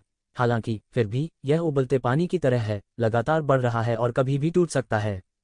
यह समय है। ये ज़िवेन ने अपनी आंखें खोलीं और ठंडेपन से कहा, करने के लिए जारी... ... ये ज़िवेन ने महसूस किया कि दूसरी जगहों से तेज सांस आ रही थी। यह अन्य त्यानों का विशेषज्ञ होना चाहिए, यहां तक दावकी की वसूली भी। उसके लिए ज्यादा समय नहीं बचा था। त्यान उसी नस में थे। स्वाभाविक रूप से वह उसे इधर उधर नहीं जाने देगा। सर्वनाश राजवंश को तोड़ने से पहले सभी राष्ट्रीयताओं की मित्र सेनाओं ने पहले पूरी दुनिया की धारणा को सील कर दिया और फिर सफल हुए। वह इतना हाई प्रोफाइल था, यह स्वाभाविक रूप से त्यानजू का ध्यान आकर्षित करेगा। छोटा, उन्होंने एक कारण के लिए केंद्रीय राजवंश को चुना। जहां तक वह जानता है, ऐसा लगता है कि केंद्रीय स्वर्गीय सम्राट ने कोई दाव की नहीं छोड़ा है, जो कि केंद्रीय क्राउन राजकुमार से भी लिया गया है, क्योंकि प्राचीन पुस्तकों के अभिलेखों के अनुसार केंद्रीय स्वर्गीय सम्राट की मृत्यु नहीं हुई लगती है और स्वाभाविक रूप से दावकी का पालन किया जाता है उसका। यह सर्वनाश राजवंश के लिए एक अर्धपूर्ण सर्वनाश तलवार के साथ और भी बेहतर है। अन्यथा तू ज़िवेन के लिए ताओवादी हथियारों द्वारा संरक्षित राजवंश को अपनी वर्तमान खेती से दबाना मुश्किल है। लेकिन ये ज़िवेन उनमें से किसी से नहीं डरती। उसे डर है कि त्यानजू एक साथ दिखाई देगा। यह बड़ी परेशानी है। अगर वह अपनी योजना को पूरा नहीं कर पाता है, तो उसे मारा जा सकता है। आप और क्या कहना चाहते हैं? पुराने केंद्रीय स्वर्गीय राजा ने ठंडेपन से कहा, केंद्रीय सम्राट के साथ सीधे ये ज़िवेन पर हमला किया। ताओवादी हथियारों के साथ प्रतिस्पर्धा करने के लिए उनकी मूल प्रतिमा पर्याप्त नहीं है, लेकिन केंद्रीय सम्राट में अवतार लेना एक और मामला है। इस गुप्त विधि में बड़े रहस्य हैं। यहाँ तक यह स्वर्ग और पृथ्वी में बिखरी केंद्रीय स्वर्गीय सम्राट की शक्ति को एक गुप्त विधि से वापस बुला सकता है। ताकत जितनी मजबूत होती है, उतनी ही अधिक शक्ति वापस बुला सकती है, और स्वाभाविक रूप से मजबूत ताकत को खेल देती है। इसलिए हम ताओवादी हथियारों का मुकाबला कर सकते हैं। इन वर्षों में हालांकि केंद्रीय राजवंश के पास ताओवादी हथियार नहीं थे, लेकिन इसमें ऐसी गुप्त विधि भी थी जो ताओवादी हथियारों के साथ अस्थायी रूप से प्रतिस्पर्धा कर सकती थी और विरासत को बनाए रख सकती थी। उसके सामने पुराना केंद्रीय स्वर्गीय राजा पहले से ही अर्ध सम्राट का शिखर है। स्वाभाविक रूप से उसने इस गुप्त विधि को उस बिंदु तक निभाया है जहां पहले और बाद में कोई नहीं है। यह वास्तव में शक्तिशाली और भयानक है। यदि आप रास्ते से नहीं हटे तो आप मर जाएंगे। ये ज़िवेन की आंखें अचानक खुलीं और अद्भुत रोशनी में फूट पड़ीं। दमन के 6 तरीके। ये ज़िवेन मुक्का मारा और अंतहीन 6 संसार में बदल गया। ऐसा लगता है कि स्वर्ग और पृथ्वी ने 6 संसार की लय में प्रवेश कर लिया है। उसने पुराने केंद्रीय स्वर्गीय राजा को मौके पर ही दबा दिया। मरना। पुराने केंद्रीय स्वर्गीय राजा ने दहाड़ते हुए कहा, मैं देखना चाहता हूं कि आपके पास इस तरह के उपभोग का समर्थन करने के लिए कितने सम्राट स्रोत हैं। वह स्पष्ट रूप से जानता था कि तू शिवेन को उनके केंद्रीय राजवंश के खजाने को जब्त करने के लिए जोखिम उठाने के लिए मजबूर किया गया था। जाहिर है, उसके हाथ में बहुत सारे सम्राट स्रोत नहीं होने चाहिए, इसलिए उसे पूरा विश्वास था कि जब तक वह जोर देगा, ये जिवेन खुद को हरा देंगे, भले ही मदद करने के लिए कोई अन्य स्वर्गीय राजवंश न हो। वह केंद्रीय सम्राट के रूप में बड़ा और बड़ा होता गया। गिरते हुए 6 संसार का विरोध करें। टकराना। एक अद्भुत टक्कर के साथ केंद्रीय सम्राट हिल रहा था और चरमरा रहा था। बस जब लोगों ने सोचा कि यह ज़ू के लिए एक और अद्भुत यात्रा होगी, तो जिवेन के 6 पुनर्जन्मों ने सीधे 6 अद्भुत ताकतें विकसित की, जिन्होंने सीधे समय की शक्ति के आशीर्वाद से केंद्रीय सम्राट को तोड़ दिया। 6 संसार स्वर्ग और पृथ्वी की सभी चीजों को संसार में भेजना है। स्वाभाविक रूप से इसमें समय से संबंधित कुछ नियम भी शामिल हैं। समय की शक्ति के साथ 6 संसार बॉक्सिंग को एकीकृत करके 6 संसार बॉक्सिंग ने एक अधिक शक्तिशाली परिवर्तन उत्पन्न किया है, जो कि शूरा दानव राजा ने कभी नहीं किया है। क्योंकि जब 6 दुष्ट राजाओं ने 6 संसार बॉक्सिंग का निर्माण किया, समय के बिना इस बिंदु तक विकसित होने का कोई मौका नहीं है, लेकिन इसका मतलब यह नहीं है कि 6 दुष्ट राजा एक शिवेन से कमतर हैं। आखिरकार यह वह गुप्त तरीका है जिसकी उन्होंने स्थापना की थी। वह सड़क जो आपके और आपके लिए सबसे उपयुक्त है। भले ही देर से आने वाले मजबूत हों, वे इस सड़क पर उससे आगे नहीं जा सकते। केवल यह कहने के लिए कि ये जिवेन एक दानव शरीर नहीं है, उसने सबसे पहले यह कहा कि वह शूरा राक्षस राजा से आगे नहीं जा सकता। समय बागे का आशीर्वाद प्राप्त करने के बाद ही तू जीवेन दूसरे रास्ते पर चल पड़े। शायद वह अपना रास्ता और अपनी शक्तिशाली मार्शल आर्ट खोल सकता था। शूरा दानव राजा के 6 संसार मुक्केबाजी से अलग यह उसका अपना और सबसे मजबूत तरीका है। अर्ध सम्राट के दायरे में प्रवेश करने के बाद उन्हें इसका एहसास हुआ। आखिरकार अर्ध सम्राट वास्तव में उस दायरे से संपर्क कर चुके हैं। गॉड किंग के विपरीत रहस्य की जासूसी करना संभव है। इस झटके के साथ ये जिवेन एक नए क्षेत्र में विकसित हुई और मजबूत शक्ति के साथ फूट पड़ी। अप्रत्याशित रूप से उसने केंद्रीय सम्राट को तोड़ दिया, जो मौके पर ताओवादी हथियारों का मुश्किल से विरोध कर सकता था। कैसे संभव है? पुराना केंद्रीय स्वर्गीय राजा दंग रह गया और बार बार पीछे हट गया। उसके सामने का स्थान पूरी तरह से एक विशाल अराजकता में ढह गया था और उसके पास बिल्कुल भी नहीं पहुंचा जा सकता था। ये जिवेन का हमला केंद्रीय स्वर्गीय सम्राट द्वारा छोड़ी गई प्राचीन सरणी में भी घुस गया और वास्तव में पूरी दुनिया को धमकी देने और यहां तक उसे मारने की संभावना तक पहुंच गया। पुराने केंद्रीय स्वर्गीय राजा ने पहले ही ऐसी तैयारी कर ली थी। 2 ताओवादी उपकरणों की पुनर्प्राप्ति कितनी भयानक अवधारणा है। यहां तक कि सम्राट की लाश भी काट दी जाएगी और उसकी अपनी खेती स्वर्ग में होने की स्थिति तक नहीं पहुंची है। यह बिल्कुल भी अवधारणा नहीं है और वह शायद दाहिना हाथ नहीं है। अप्रत्याशित रूप से अब उसने केवल एक ताओवादी उपकरण को स्थानांतरित किया है, जो पहले से ही इतना भयानक है। उनकी छिपी हुई ताकत अद्भुत है। ये शिवेन बिल्कुल नहीं रुकी। उसने अचानक उसे फिर से मार डाला और पुराने केंद्रीय स्वर्गीय राजा पर बमबारी की। नव विकसित 6 संसार बॉक्सिंग की शक्ति अद्भुत और भयावह है। समय के वस्त्र के आशीर्वाद के तहत शक्ति अविश्वसनीय सीमा तक और भी अधिक शक्तिशाली होती है। www.iqs.com। पुराने केंद्रीय स्वर्गीय राजा को ये जिवेन के साथ समान रूप से विभाजित किया जा सकता था, लेकिन वह हार गया और नुकसान में पड़ गया। एक पल के लिए यह शाश्वत लग रहा था। उन्होंने बहुत संघर्ष किया। केंद्रीय स्वर्गीय सम्राट की विधि दुनिया में अद्वितीय थी और शायद ही कभी किसी दुश्मन से मिली हो, लेकिन समय की शक्ति के प्रभाव में उसकी हर चाल में उसकी अपेक्षा से कहीं अधिक ऊर्जा खर्च हुई। समय मूल है, सब कुछ का मूल, वास्तव में सब कुछ प्रभावित कर सकता है।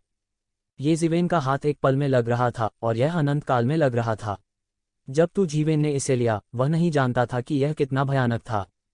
बस ये जिवेन ने फिर से धमाका किया और पूरी दुनिया हिंसक रूप से दहाड़ रही थी। उसने तलवार को पत्थर में पकड़ लिया और उसे पुराने केंद्रीय स्वर्गीय राजा की ओर काट दिया। अंतहीन पत्थर की गैस लहरा रही थी, जिसने दुनिया को पूरी तरह से एक पत्थर गैस देश में बदल दिया। पुराने केंद्रीय स्वर्गीय राजा के सभी अपमान और मंत्र दफन हो गए और चले गए। बूम! ये जिवेन ने पुराने केंद्रीय स्वर्गीय राजा के सभी बचावों को हरा दिया, सीधे पुराने केंद्रीय स्वर्गीय राजा के पास पहुंचे और पुराने केंद्रीय स्वर्गीय राजा को घूंसा मारा। पूफ! पुराने केंद्रीय स्वर्गीय राजा ने खून बहाया और उसका पूरा शरीर उल्टा हो गया। वह झटका सहन नहीं कर सका और मौके पर ही उसके होश उड़ गए। कई बलवानों ने इस दृश्य को जादुई शक्तियों से देखा। उन्होंने केवल पुराने केंद्रीय स्वर्गीय राजा की छाती पर सीधे एक बड़ा धंसा हुआ गड्ढा देखा, जिसे ये जिवेन की मुट्ठी से लगभग छेद दिया गया था। ये कल्पना की जा सकती है कि ये जिवेन कितनी भयानक है। इस मुट्ठी की ताकत आखिरी हथियार से भी ज्यादा ताकतवर है। इसकी धार को कोई नहीं झाड़ सकता। वह एक बात है। जब ये जिवेन पुराने केंद्रीय स्वर्गीय राजा को और मारना चाहते थे, अचानक शून्य में एक विशाल आकृति प्रकट हुई। उसने अपना मुंह खोला, आकाश को निगल लिया और सीधे येज़ेवेन को निगलना चाहती थी। बूम! उसका बड़ा मुंह कट गया और सारा आकाश ढह गया। वह इसका बिल्कुल समर्थन नहीं कर सका और यह अराजकता में बदल गया।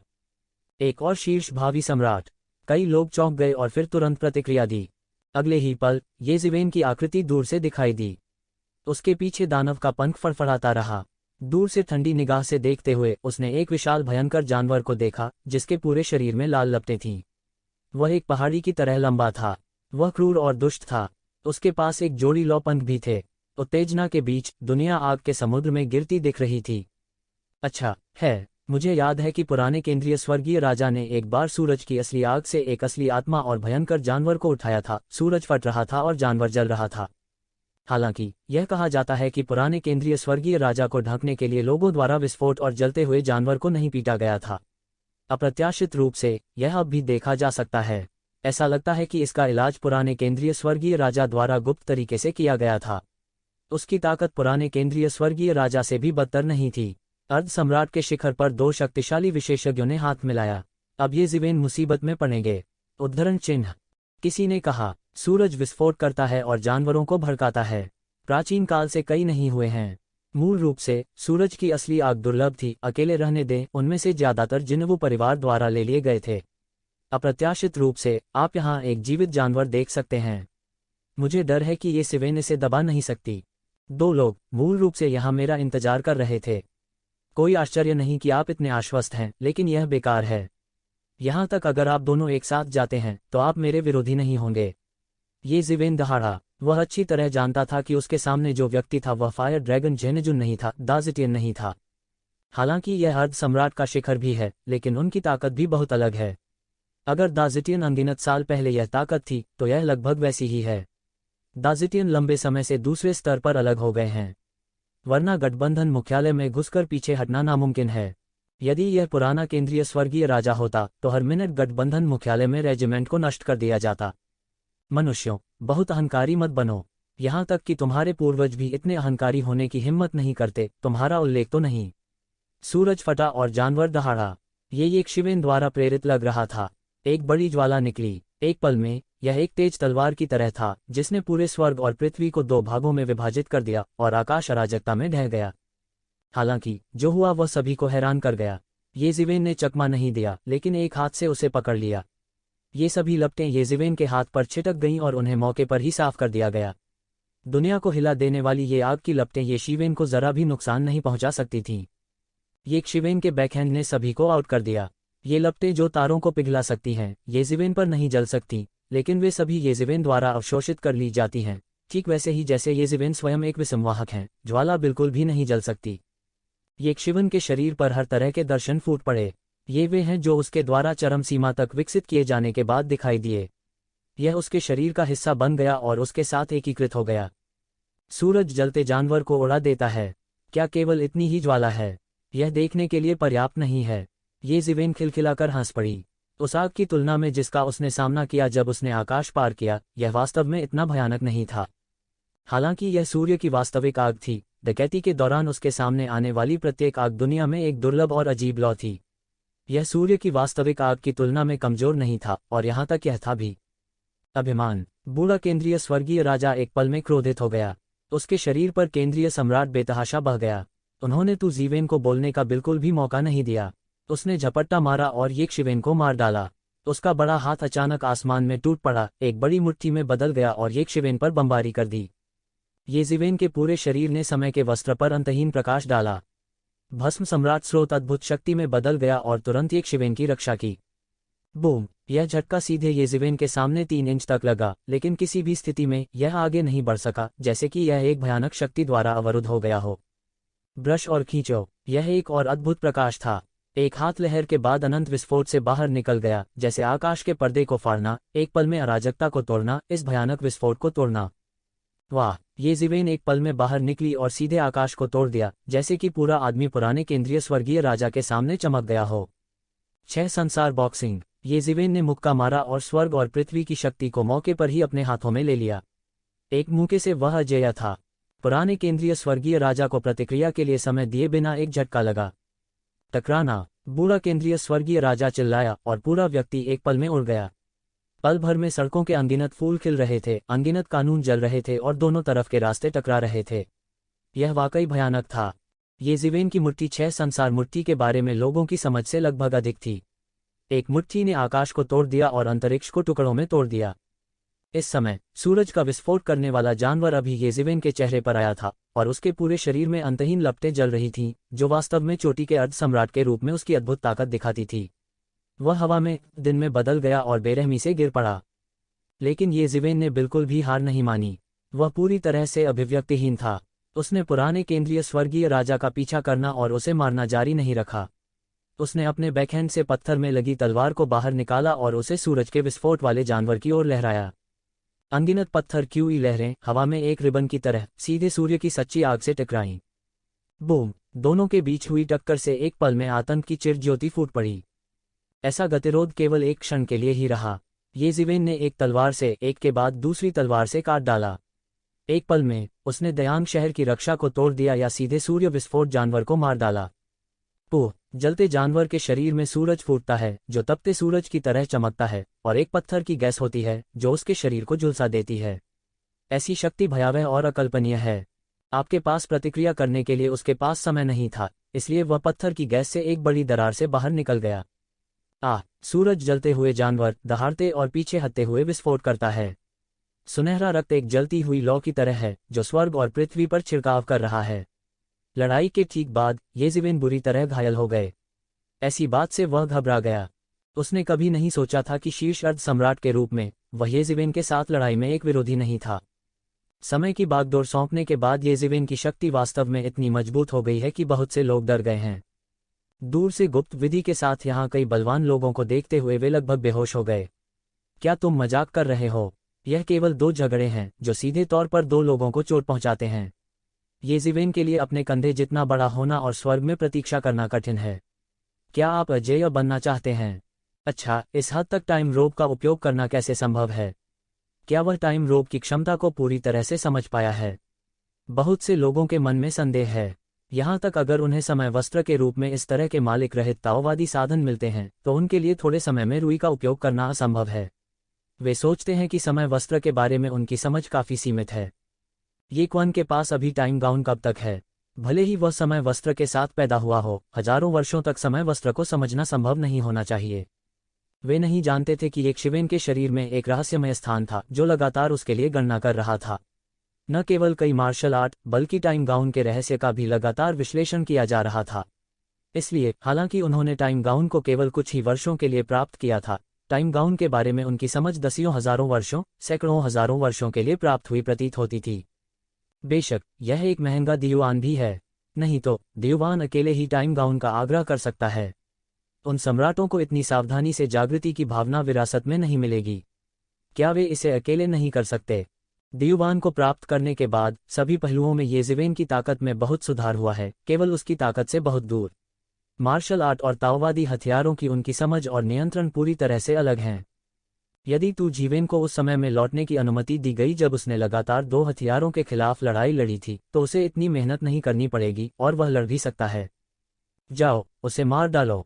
इस समय मध्य दुनिया के अर्ध सम्राट अंत में इसकी मदद नहीं कर सके।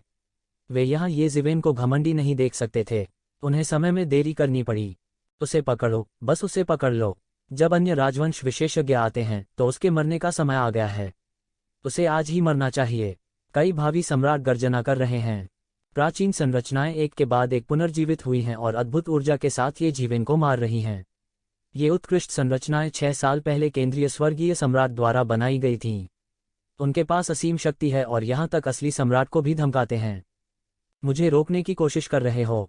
एक उपहास के साथ येज़िवेन ने कई धर्म सरणियों द्वारा बमबारी की गई ऊर्जा को तोड़ दिया। ये अंतहीन ऊर्जा धाराएं सीधे उबलती हैं। वे येज़िवेन के विरोधी बिल्कुल भी नहीं हैं। यहाँ तक उनके समय के वस्त्र की रक्षा भी नहीं तोड़ी जा सकती। Boom boom boom! येज़िवेन ने स्वर्ग और पृथ्वी को बेतरतीब ढंग से बिखेर दिया और ये ऊर्जा उसके सामने आसानी से कमजोर थी। पुह! एक संभावित सम्राट उसके पास पहुंचा। उसका आक्रमण असीमित था, लेकिन येज़िवेन नहीं हिला। उनके चेहरे पर एक गर्व और क्रूर मुस्कान आ गई। उसने सोचा कि वह तू शिवेन को आसानी से नीचे गिरा सकता है। जिसने कभी सोचा था कि ये जीवेन सिर्फ एक साधारण तलवार थी जिसने उसके पूरे शरीर को छेद दिया था और उसका अपराध एक पल में राख में बदल गया, जो ये सिवेन के लिए जरा सा भी खतरा पैदा नहीं कर सकता था। इस तलवार ने सीधे उसके मांस को छेद दिया और उसके युवान भगवान को नष्ट कर दिया ताकि वह फिर से न मर सके। एक शक्तिशाली अर्ध सम्राट बाहरी दुनिया में हवा और बारिश को बुला सकता है, लेकिन इस समय वह येज़िवेन के सामने विरोधी नहीं है। वह देर से अर्ध सम्राट काल में भयानक स्वामी के खिलाफ लड़ सकता था, समय के बागे के आशीर्वाद का उल्लेख नहीं करने के लिए, और उसकी युद्ध प्रभावशीलता पहले से ही नाटकीय रूप से बदल गई थी। संभावित सम्राट को एक पल में मार दिया गया था, जिसने स्वर्गीय परिवार के विशेषज्ञों को चौंका दिया था, लेकिन वह बस दंग रह गया था और फिर उसने बेतरतीब ढंग से अधिक क्रूर मुद्रा में येज़िवेन का वध कर दिया। केवल अर्ध सम्राट ही नहीं, दैवीय राजा भी होते हैं। ऐसे बहुत से हैं। ऐसा कोई कारण नहीं है कि स्वर्गीय परिवार एक परिवार की शक्ति से स्वर्ग और दुनिया के साथ प्रतिस्पर्धा कर सके, सिवाय इसके कि कोई ताओवादी साधन नहीं है। केंद्रीय बड़ी दुनिया लगभग एक सम्राट की विरासत जितनी गहरी है और एक सम्राट की विरासत से भी अधिक गहरी है। पुह, ये जीवेन एक गॉड किंग को एक वार से मार सकती है। भले ही वह भावी सम्राट हो, कोई फर्क नहीं पड़ता। ये शिवेन को बिल्कुल नहीं रोक सकता। ये ज़िवेन धिक्कार है। बूढ़ा केंद्रीय स्वर्गीय राजा दहाड़ता रहा और पुराने जू को उगल देता रहा। यह उनके लिए बहुत बड़ा अपमान था। उसने देखा कि एक शिवेन बेरहमी से अपने लोगों का वध कर रहा है, लेकिन उसके पास कोई रास्ता नहीं था। उससे पहले एक शिवेन ने बुरी तरह चोट पहुंचाई थी। इस समय वह जानता था कि उसने किस तरह के राक्षस को उकसाया था। इस समय उसे वास्तव में इस बात का पछतावा नहीं था कि उसने किसी को येज़िवेन पर हमला करने और मारने के लिए भेजा था। उसे वास्तव में इस बात का पछतावा था कि उसकी मृत्यु क्यों नहीं हुई। हालांकि येज़िवेन के पास मजबूत ताकत और 2 ताओवादी हथियार थे। अगर उसके पास ताओवादी हथियार होते तो सब कुछ पूरी तरह से अलग होता। वह कई ताओवादी हथियारों के साथ येज़िवेन को आने और मारने के लिए अन्य तियानजू विशेषज्ञों का समर्थन करने में भी सक्षम था। लेकिन वह नहीं जानता था कि अगर केंद्रीय दुनिया के पास ताओवादी वाद्य यंत्र हैं तो उसे येज़िवेन द्वारा चुना भी नहीं जाएगा। जल्द ही आपकी बारी है। ये दिव्य राजा, अर्ध सम्राट और बाद में भी अधिक से अधिक देवता इसमें शामिल हुए और एक के बाद एक उड़ते गए। या तो जादुई हथियारों को नियंत्रित करते थे या धर्मसरणी को नियंत्रित करते थे, और पुराने केंद्रीय स्वर्गीय राजा के लिए समय खरीदने के लिए येज़िवेन का वध किया। लेकिन वे एक शिवेन को एक व्यक्ति की ताकत से खून के रास्ते को मारने से नहीं रोक सके। एक पल में उसने पुराने केंद्रीय स्वर्गीय राजा की ओर जाने वाले रक्तपथ को मार डाला, एक टुकड़ा खाली कर दिया और उसके हाथ में लंबी तलवार से खून टपकता रहा। खून लगातार टपकता है। हर बार जब वह इसे लहराता है तो वह नहीं जानता कि कितनी सरणियां टूट जाएंगी और कितने तियानजू विशेषज्ञ उसके हाथों में आ जाएंगे। येज़िवेन दुनिया की सबसे मजबूत शूरा लगती हैं। उसकी कोई अभिव्यक्ति नहीं है और बस मारता रहता है। यह वह जगह है जहां लोग सबसे ज्यादा डरते हैं। तियानजू के लगातार मारे जाने का उस पर कोई प्रभाव नहीं पड़ा। येज़िवेन, तुम मुश्किल से मरोगे। पुराना केंद्रीय स्वर्गीय राजा दहाड़ा और पूरा व्यक्ति कांप उठा। उसके शरीर पर केंद्रीय सम्राट इकट्ठा हो रहा था और एक झटका येज़िवेन को लगा। नक्काशी और कीट कौशल, 6 संसार मुक्केबाजी। ये जीवेन ने मुक्का मारा। समय की अनगिनत ताकतें इस क्षण एक साथ इकट्ठी हुईं और फिर केंद्रीय सम्राट पर मुक्का मारा। बूम! केंद्रीय सम्राट को येज़िवेन ने मौके पर ही कुचल दिया और वह येज़िवेन को बिल्कुल भी नहीं रोक सका। वह येज़िवेन के साथ टकराव में पीछे पड़ गया था। अपनी घायल अवस्था का उल्लेख तो नहीं करना चाहिए, जो कि येज़िवेन का विरोधी बिल्कुल भी नहीं था। गर्जन! पुराने केंद्रीय स्वर्गीय राजा को शीर्ष पर जाने के लिए मजबूर किया गया और सीधे येज़िवेन को मार डाला गया। वह उसके मुंह में दहाड़ा, जीवन के स्रोत को जला दिया और उसे मारने के लिए दौड़ा। टकराना! पुराने केंद्रीय स्वर्गीय राजा जो मारने के लिए दौड़ा, उसके पास लड़ने का जरा सा भी मौका नहीं था, इसलिए उसे येज़िवेन ने बाहर निकाल दिया और फिर उसे हवा में मुक्का मारा। टकराना! पुराने केंद्रीय स्वर्गीय राजा का रक्त एक पल में बह निकला और सुनहरा रक्त उमड़ रहा था और टपक रहा था और एक पल में एक विशाल समुद्र बन गया। बूढ़ा केंद्रीय स्वर्गीय राजा क्रोधित था और दहाड़ना नहीं चाहता था। सभी जातीय समूहों की गठबंधन सेना के बीच इतना भयानक अस्तित्व क्यों दिखाई दे? मरो! उपहास के साथ ज़िवेन ने सीधे कुचल दिया। उसका बड़ा पैर ऑप्टिमस प्राइम की तरह शून्य में बड़ा और बड़ा होता गया और सीधे पुराने केंद्रीय स्वर्गीय राजा की ओर बढ़ गया। टकराना! एक भयानक गर्जना हुई और पुराने केंद्रीय स्वर्गीय राजा को येज़िवेन ने वहीं कुचल दिया। उसका शरीर फट गया था और अनगिनत कलाकृतियां एक पल में ढह गईं। पुराने केंद्रीय स्वर्गीय राजा ने दूरी में अपने शरीर को पुनर्गठित किया। वह लगातार दहाड़ रहा था, लड़ रहा था और पीछे हट रहा था। उसे येज़िवेन ने हराया था। कुत्ते की तरह उसमें पलटवार करने की क्षमता नहीं थी। हालांकि ज्यादा समय नहीं हुआ था कि वह येज़िवेन द्वारा पकड़ा गया और टूट गया। समय वस्त्र की शक्ति बहुत हिंसक थी। इस दृश्य को देखकर सभी जातीय समूहों के वे शीर्ष विशेषज्ञ भी जो पहाड़ में ऊंचे हैं, अपनी पीठ पर एक हिंसक ठंड महसूस किए बिना नहीं रह सकते। वे इसकी कल्पना ही नहीं कर सकते। यह प्राचीन अधिपति का पुनरुद्धार है। ये संभावित सम्राट सभी स्तब्ध थे और उन्हें केवल अपने पैरों के तलवों से एक ठंडी लहर महसूस हुई। इस बार पुराने केंद्रीय स्वर्गीय राजा फिर से दूरी में पुनर्गठित हुए, लेकिन स्पष्ट रूप से यह पहले से बेहतर नहीं था। पुनर्गठन की गति पहले से ही धीमी थी हालांकि यह एक पल में पूरा हो गया था। उन्होंने आसानी से देखा कि उपस्थित लोगों में से कौन आम आदमी था। वे नहीं जानते थे कि पुराने केंद्रीय स्वर्गीय राजा के पुनर्गठन की गति कितनी धीमी थी। ये जीवेन, क्या तुम बहुत पागल नहीं होना चाहती हो? इस समय सूरज फट गया और जानवर ने अपने मुंह में आग उगल दी। समुद्र की तरह उसने ये जीवेन को मार डाला और उसे सांस लेने का जरा भी मौका नहीं दिया। दूर जाओ, जोर की गर्जना के साथ जीवेन ने सीधे तलवार को पत्थर में पकड़ लिया और उसे तलवार से अलग कर दिया। ये जीवेन की तलवार क्यूई ने एक विशाल तलवार महासागर का निर्माण किया, जिसने सीधे सूर्य विस्फोट जानवर की ज्वाला महासागर का सत्यानाश कर दिया और एक पल में 7 या 8 का सफाया कर दिया। फिर उसका सच्चा स्व अप्रत्याशित रूप से भागे हुए पुराने केंद्रीय स्वर्गीय राजा का पीछा करता है। हालांकि पुराने केंद्रीय स्वर्गीय राजा यक्षिवेन को रोकना चाहते थे, यह इस समय बहुत स्पष्ट था। यह सिर्फ एक भ्रम था। यह असंभव था। आज उनके लिए अपनी जान बचाना आसान नहीं था। ये जीवेन द्वारा लगातार कई बार गंभीर रूप से घायल किया गया था और उसके शरीर को कई बार तोड़ा और कुचला गया था। प्रत्येक पुनर्गठन पर जीवन और ऊर्जा कौशल के अनंत स्रोत खर्च होंगे और उनके लिए निरंतर पुनर्गठन करना असंभव था। बहुत दूर नहीं, ये जीवेन खून से लथपथ खड़ा था। उसके पूरे शरीर पर सुनहरी रोशनी बिखेर रहा था। एक अजेय दानव भगवान की तरह सितारों के नीचे खड़ा था, दुनिया में लगभग अजेय। और जो लोग उसे रोक सकते हैं वे अब बड़ी केंद्रीय दुनिया में नहीं हैं। वह दुखी होकर दहाड़ने से खुद को रोक नहीं सका। क्या जीवेन वास्तव में आज सफल हुए? यक्षिवेन ने पुराने केंद्रीय स्वर्गीय राजा को देखा। उसने अपने शरीर को फिर से पुनर्गठित किया। ये जीवेन को आश्चर्य नहीं हुआ कि अर्ध सम्राट को मारना मुश्किल था। साधारण अर्ध सम्राट ये जीवेन एक तलवार से मारने में सक्षम हो सकता है, लेकिन ऐसे गुरु के लिए जिसने लगभग आधे पैर के साथ पौराणिक क्षेत्र में कदम रखा है, उसे एक बार से जोर से मारना असंभव है। बस एक कदम के साथ जीवेन ने एक बड़ी दरार को फाड़ दिया और पुराने केंद्रीय स्वर्गीय राजा को मार डाला। लड़ाई एक पल में फिर से शुरू हुई। पूरी केंद्रीय दुनिया कराह रही थी और कांप रही थी। यक्षिवेन का मुकाबला करने में असमर्थ थी। उनके ऑप्टिमस प्राइम, यहाँ तक पुराने केंद्रीय स्वर्गीय राजा और सूरज के विस्फोटक जानवर ने वास्तव में ये जीवेन के हाथ को चोट पहुंचाई थी। रिफाइनिंग और 2 शीर्ष विशेषज्ञ खून से लथपथ हो गए हैं। उन्हें और क्या चुनना है? यक्षिवेन ने उनका पीछा किया और उन्हें सांस लेने का बिल्कुल भी मौका नहीं दिया। जीवेन ने केवल पुराने केंद्रीय स्वर्गीय राजा का पीछा किया और कड़ा संघर्ष किया। उसे पूर्ण लाभ था। पुराना केंद्रीय स्वर्गीय राजा अपनी रक्षा का आयोजन भी नहीं कर सकता था, या उसके पास इसे व्यवस्थित करने का समय नहीं था और उसके पास इसे व्यवस्थित करने की क्षमता नहीं थी। अंदाजा लगाया जा सकता है कि वह अब कितना शर्मिंदा है।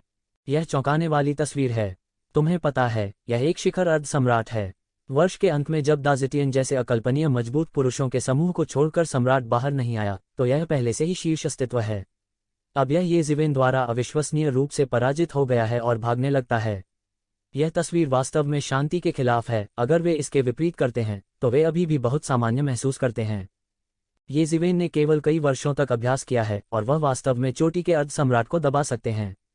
ताओवादी यंत्रों की मदद से भी वह इस स्तर को प्राप्त कर सकता है, लेकिन यह काफी है, जो हर किसी की कल्पना से कहीं अधिक है। क्या यह आसमान के खिलाफ जा रहा है? क्या यह वास्तव में ताओ को प्राप्त करने वाला है? ताओ को प्राप्त करना संभव नहीं है, लेकिन इस युग में जब सम्राट चले गए हैं, मुझे डर है कि वह लंबे समय तक दुनिया पर राज करेगा।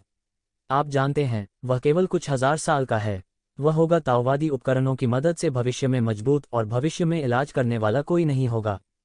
युगों युगों से दुनिया में कई अजेय लोग हुए हैं, लेकिन इतनी कम उम्र में और कम समय में इस स्तर को छूना बहुत दुर्लभ है। टकराना। पुराने केंद्रीय स्वर्गीय राजा को फिर से उड़ा दिया गया और उसका खून अचानक बह निकला। आम लोग कल्पना नहीं कर सकते कि यक्षिवेन का मुक्का कितना भयानक है। इस समय बूढ़ा केंद्रीय स्वर्गीय राजा अपने शरीर का रखरखाव भी नहीं कर सकता था। उन्होंने सीधे शरीर को सभी दिशाओं में विभाजित और टूटने दिया। पुराने केंद्रीय स्वर्गीय राजा के साथ ये जीवेन की लड़ाई बहुत तेज थी। एक झटके के साथ वह न जाने कितनी बार लड़ चुका था और सीधे स्टार नदी के ऊपर दुनिया की गहराई में प्रवेश कर गया। उसके पीछे केवल सूरज का विस्फोट करने वाला जानवर उन्मत्तता से पीछा कर रहा है। यदि आप पकड़ना चाहते हैं तो आप पुराने केंद्रीय स्वर्गीय राजा को वापस ला सकते हैं, लेकिन इसका कोई फायदा नहीं हुआ। येज़िवेन ने पुराने केंद्रीय स्वर्गीय राजा को हराया और उसके पीछा करने से भी तेज उड़ान भरी। इससे उनका दिल सदमे से भर जाता है। उन्होंने कई विशेषज्ञों और अजेय लोगों से मुलाकात की है, लेकिन ऐसी ताकत और गति वाले लोग अकल्पनीय और दुर्लभ हैं। इस बार पुराने केंद्रीय स्वर्गीय राजा भी शरीर को फिर से जोड़ना चाहते थे, लेकिन उन्होंने देखा कि एक अद्भुत खूनी तलवार येज़िवेन के हाथों से निकल रही है, आकाश से टूट रही है, दिशाओं के बारे में पूछने के लिए एक अद्भुत एवेन्यू में टूट रही है और अंतरिक्ष को तोड़ रही है। पूफ! इस तलवार ने पुराने केंद्रीय स्वर्गीय राजा द्वारा स्वर्ग और पृथ्वी के बीच बिखरे युवानशेन को सीधे मार डाला और उसे पुनर्जन्म का मौका नहीं दिया। मूल ईश्वर के आकर्षण के बिना उसका शरीर फिर से संगठित नहीं हो सकता था। यह केवल उल्कापिंड की तरह सभी दिशाओं में उड़ सकता था। इस समय येज़िवेन ने अपना फ्यूटन हाथ खोला और इसे पुराने केंद्रीय स्वर्गीय राजा पर पकड़ लिया। ये मांस और खून येज़िवेन द्वारा एक के बाद एक पकड़े गए और वे बिल्कुल भी भागे नहीं। अचानक वे राक्षस ध्वज का रक्ताहार बन गए और निगल गए। इस समय जानवर आखिरकार सूरज के विस्फोट के साथ पकड़ा गया, लेकिन जब उसने उस दृश्य को देखा तो उसने लगभग अपनी आत्मा को डरा दिया और लगभग जिंदा नहीं मरा। बूढ़ा केंद्रीय स्वर्गीय राजा वास्तव में येज़िवेन के हाथों मरा था। हालांकि वह हैरान था और उम्मीद कर रहा था, जब उसने वास्तव में इसे देखा तो वह मौत से डरने से खुद को रोक नहीं सका। वह तुरंत मुड़ा और भागना चाहता था, लेकिन उसने रुकने की हिम्मत नहीं की। लेकिन यह येज़िवेन की गति के साथ रह सकता है। जाना चाहते हो?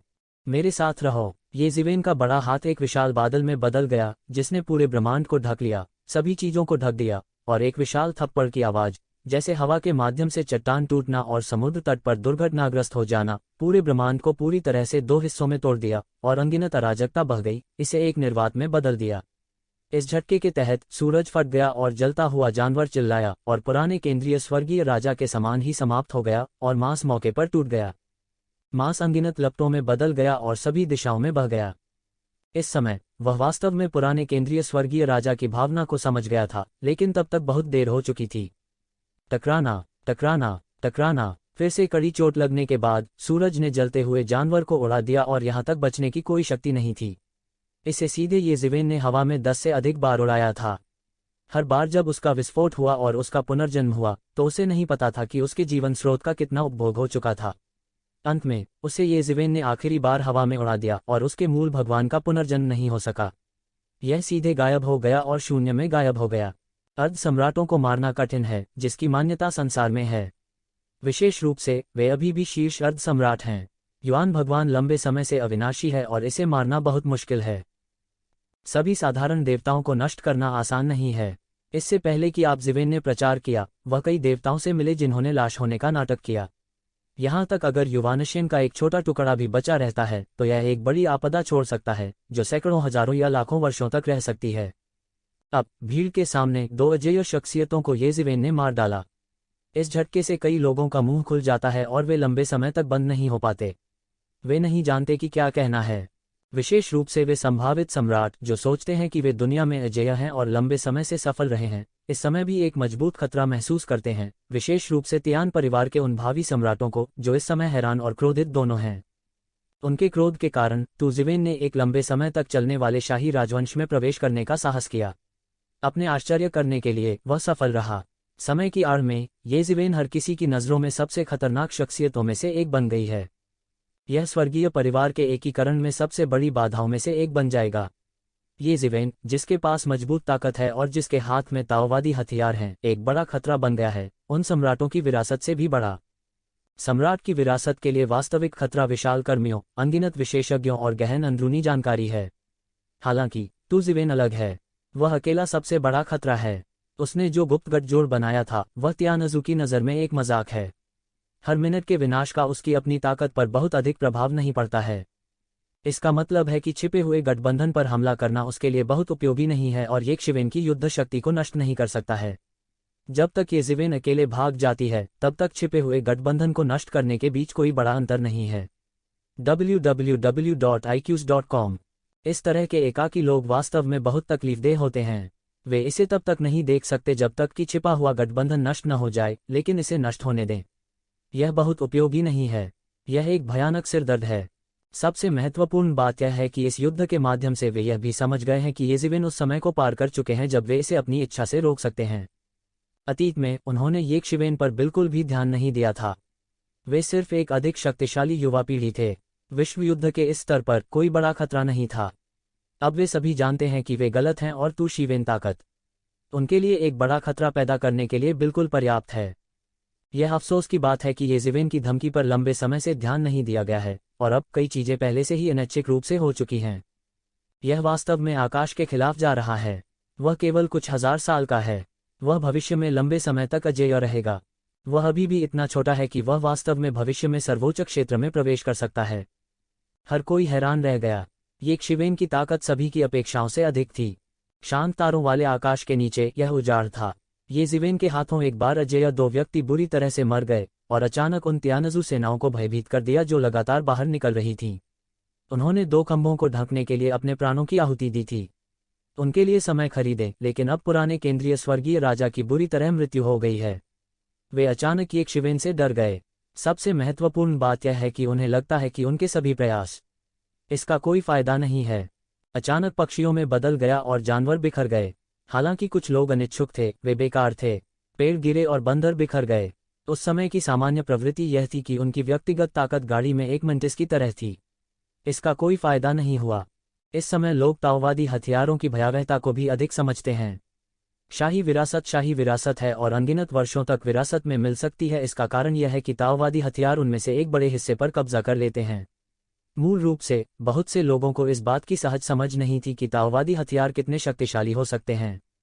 यह ऐसा है कि परमाणु हथियारों के बारे में लोगों की समझ बहुत मजबूत है, लेकिन वे नहीं जानते कि वे कितने मजबूत हैं। अब इस युद्ध के बाद लोग पूरी तरह से समझते हैं कि येशी डिप्लोमा एक ताओवादी उपकरण के साथ एक प्राचीन शाही राजवंश को आसानी से समतल कर सकता है जो अनगिनत वर्षों से विरासत में मिला है। कई लोगों के लिए इसे समाप्त करना असंभव है, इससे पहले कि अन्य स्वर्गीय परिवारों के पास प्रतिक्रिया देने का समय हो। एक शक्तिशाली ताओवादी उपकरण वास्तव में नस्लीय युद्ध के परिणाम को बदल सकता है, जो कि सबसे मजबूत लोगों की सोच से अधिक मजबूत है। जबकि वे अभी भी इस तरह के सदमे में डूबे हुए थे, येज़िवेन चले गए थे और बड़ी केंद्रीय दुनिया में लौट आए थे। हर जगह चीख पुकार मची हुई थी और येज़िवेन एक शैतान की तरह था जो स्वर्ग और पृथ्वी पर गाड़ी चला रहा था और हर चीज को डरा रहा था।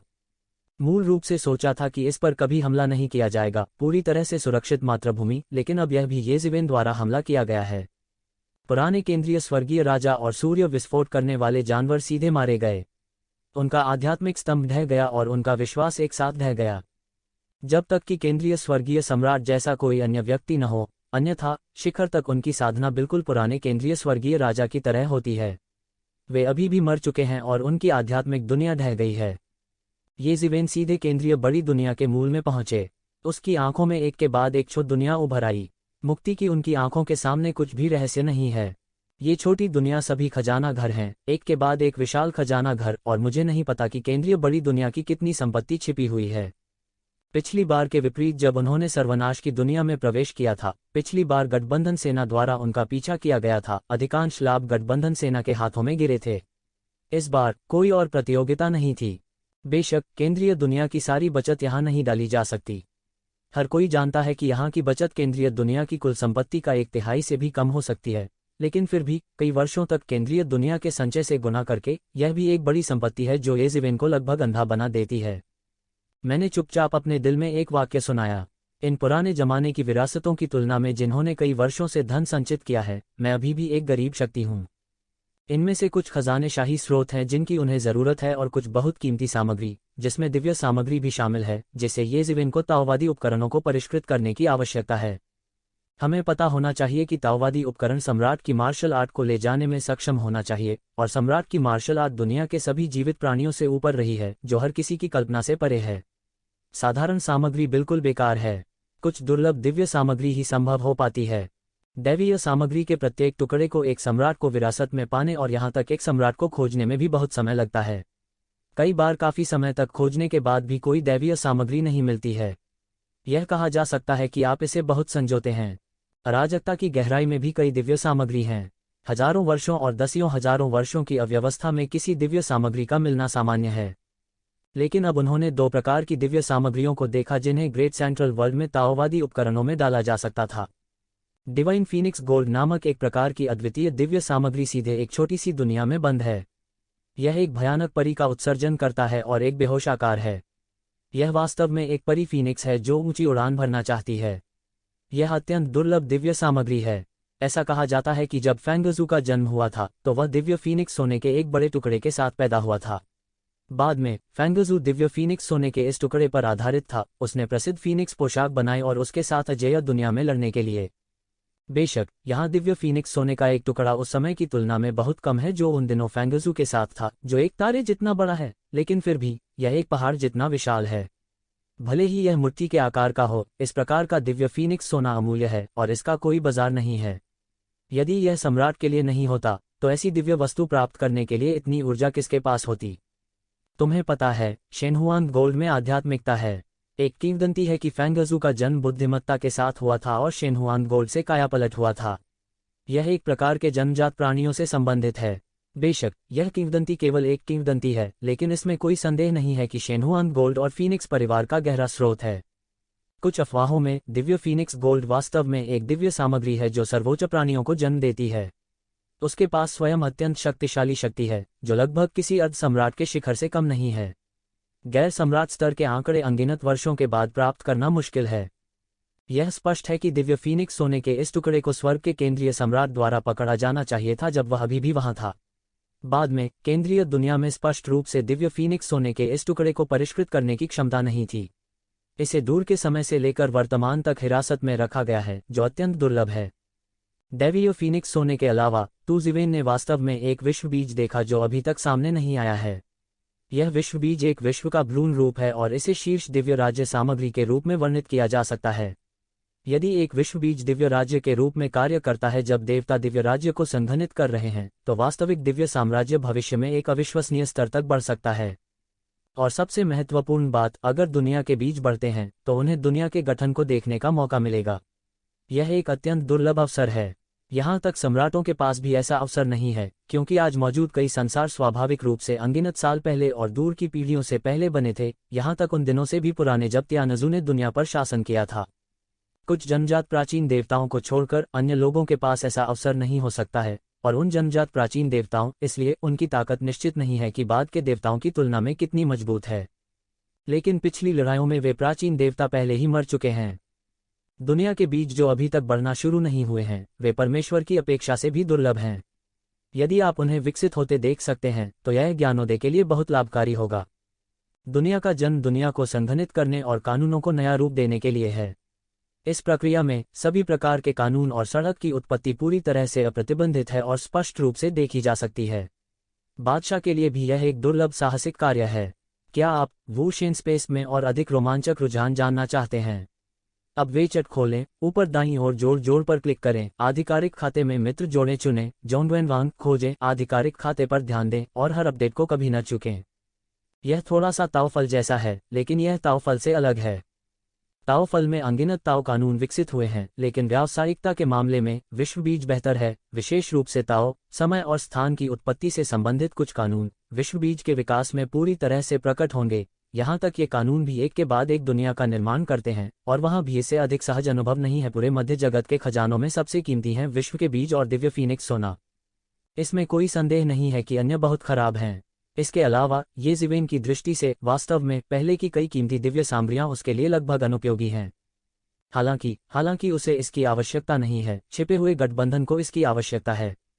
छिपे हुए गठबंधन को भरने के लिए इन खजानों के साथ छिपे हुए गठबंधन की ताकत कम समय में पूरी तरह से उच्च स्तर पर अपग्रेड हो जाएगी। भविष्य में दीर्घकालिक प्रभाव और भी अज्ञात है। यह कहा जा सकता है कि यह खजाना घर लाखों वर्षों के छिपे हुए गठबंधन को कम संघर्ष करने के लिए पर्याप्त है। उनमें से येशवन का सबसे महत्वपूर्ण निश्चित रूप से वे सम्राट स्रोत हैं। वास्तव में केंद्रीय दुनिया में कई सम्राट स्रोत हैं जो दानव राजा के खजाने के घर में प्राप्त सम्राट स्रोतों येजिवेन से कई गुना अधिक हैं। यह कहा जा सकता है कि येजिवेन ने येजिवेन के हाथों में सम्राट स्रोतों की संख्या को बहुत समृद्ध किया है। जब तक पर्याप्त सम्राट स्रोत हैं तब तक आप किसी भी दुश्मन से डरते नहीं हैं, उससे लड़ने की हिम्मत करें। येजिवेन ने आह भरी। जैसा कि अपेक्षित था, घोड़े रात की घास के बिना मोटे नहीं होते हैं और लोग धनवान धन के बिना अमीर नहीं होते हैं। हालांकि यह आह कुछ ही देर तक रही।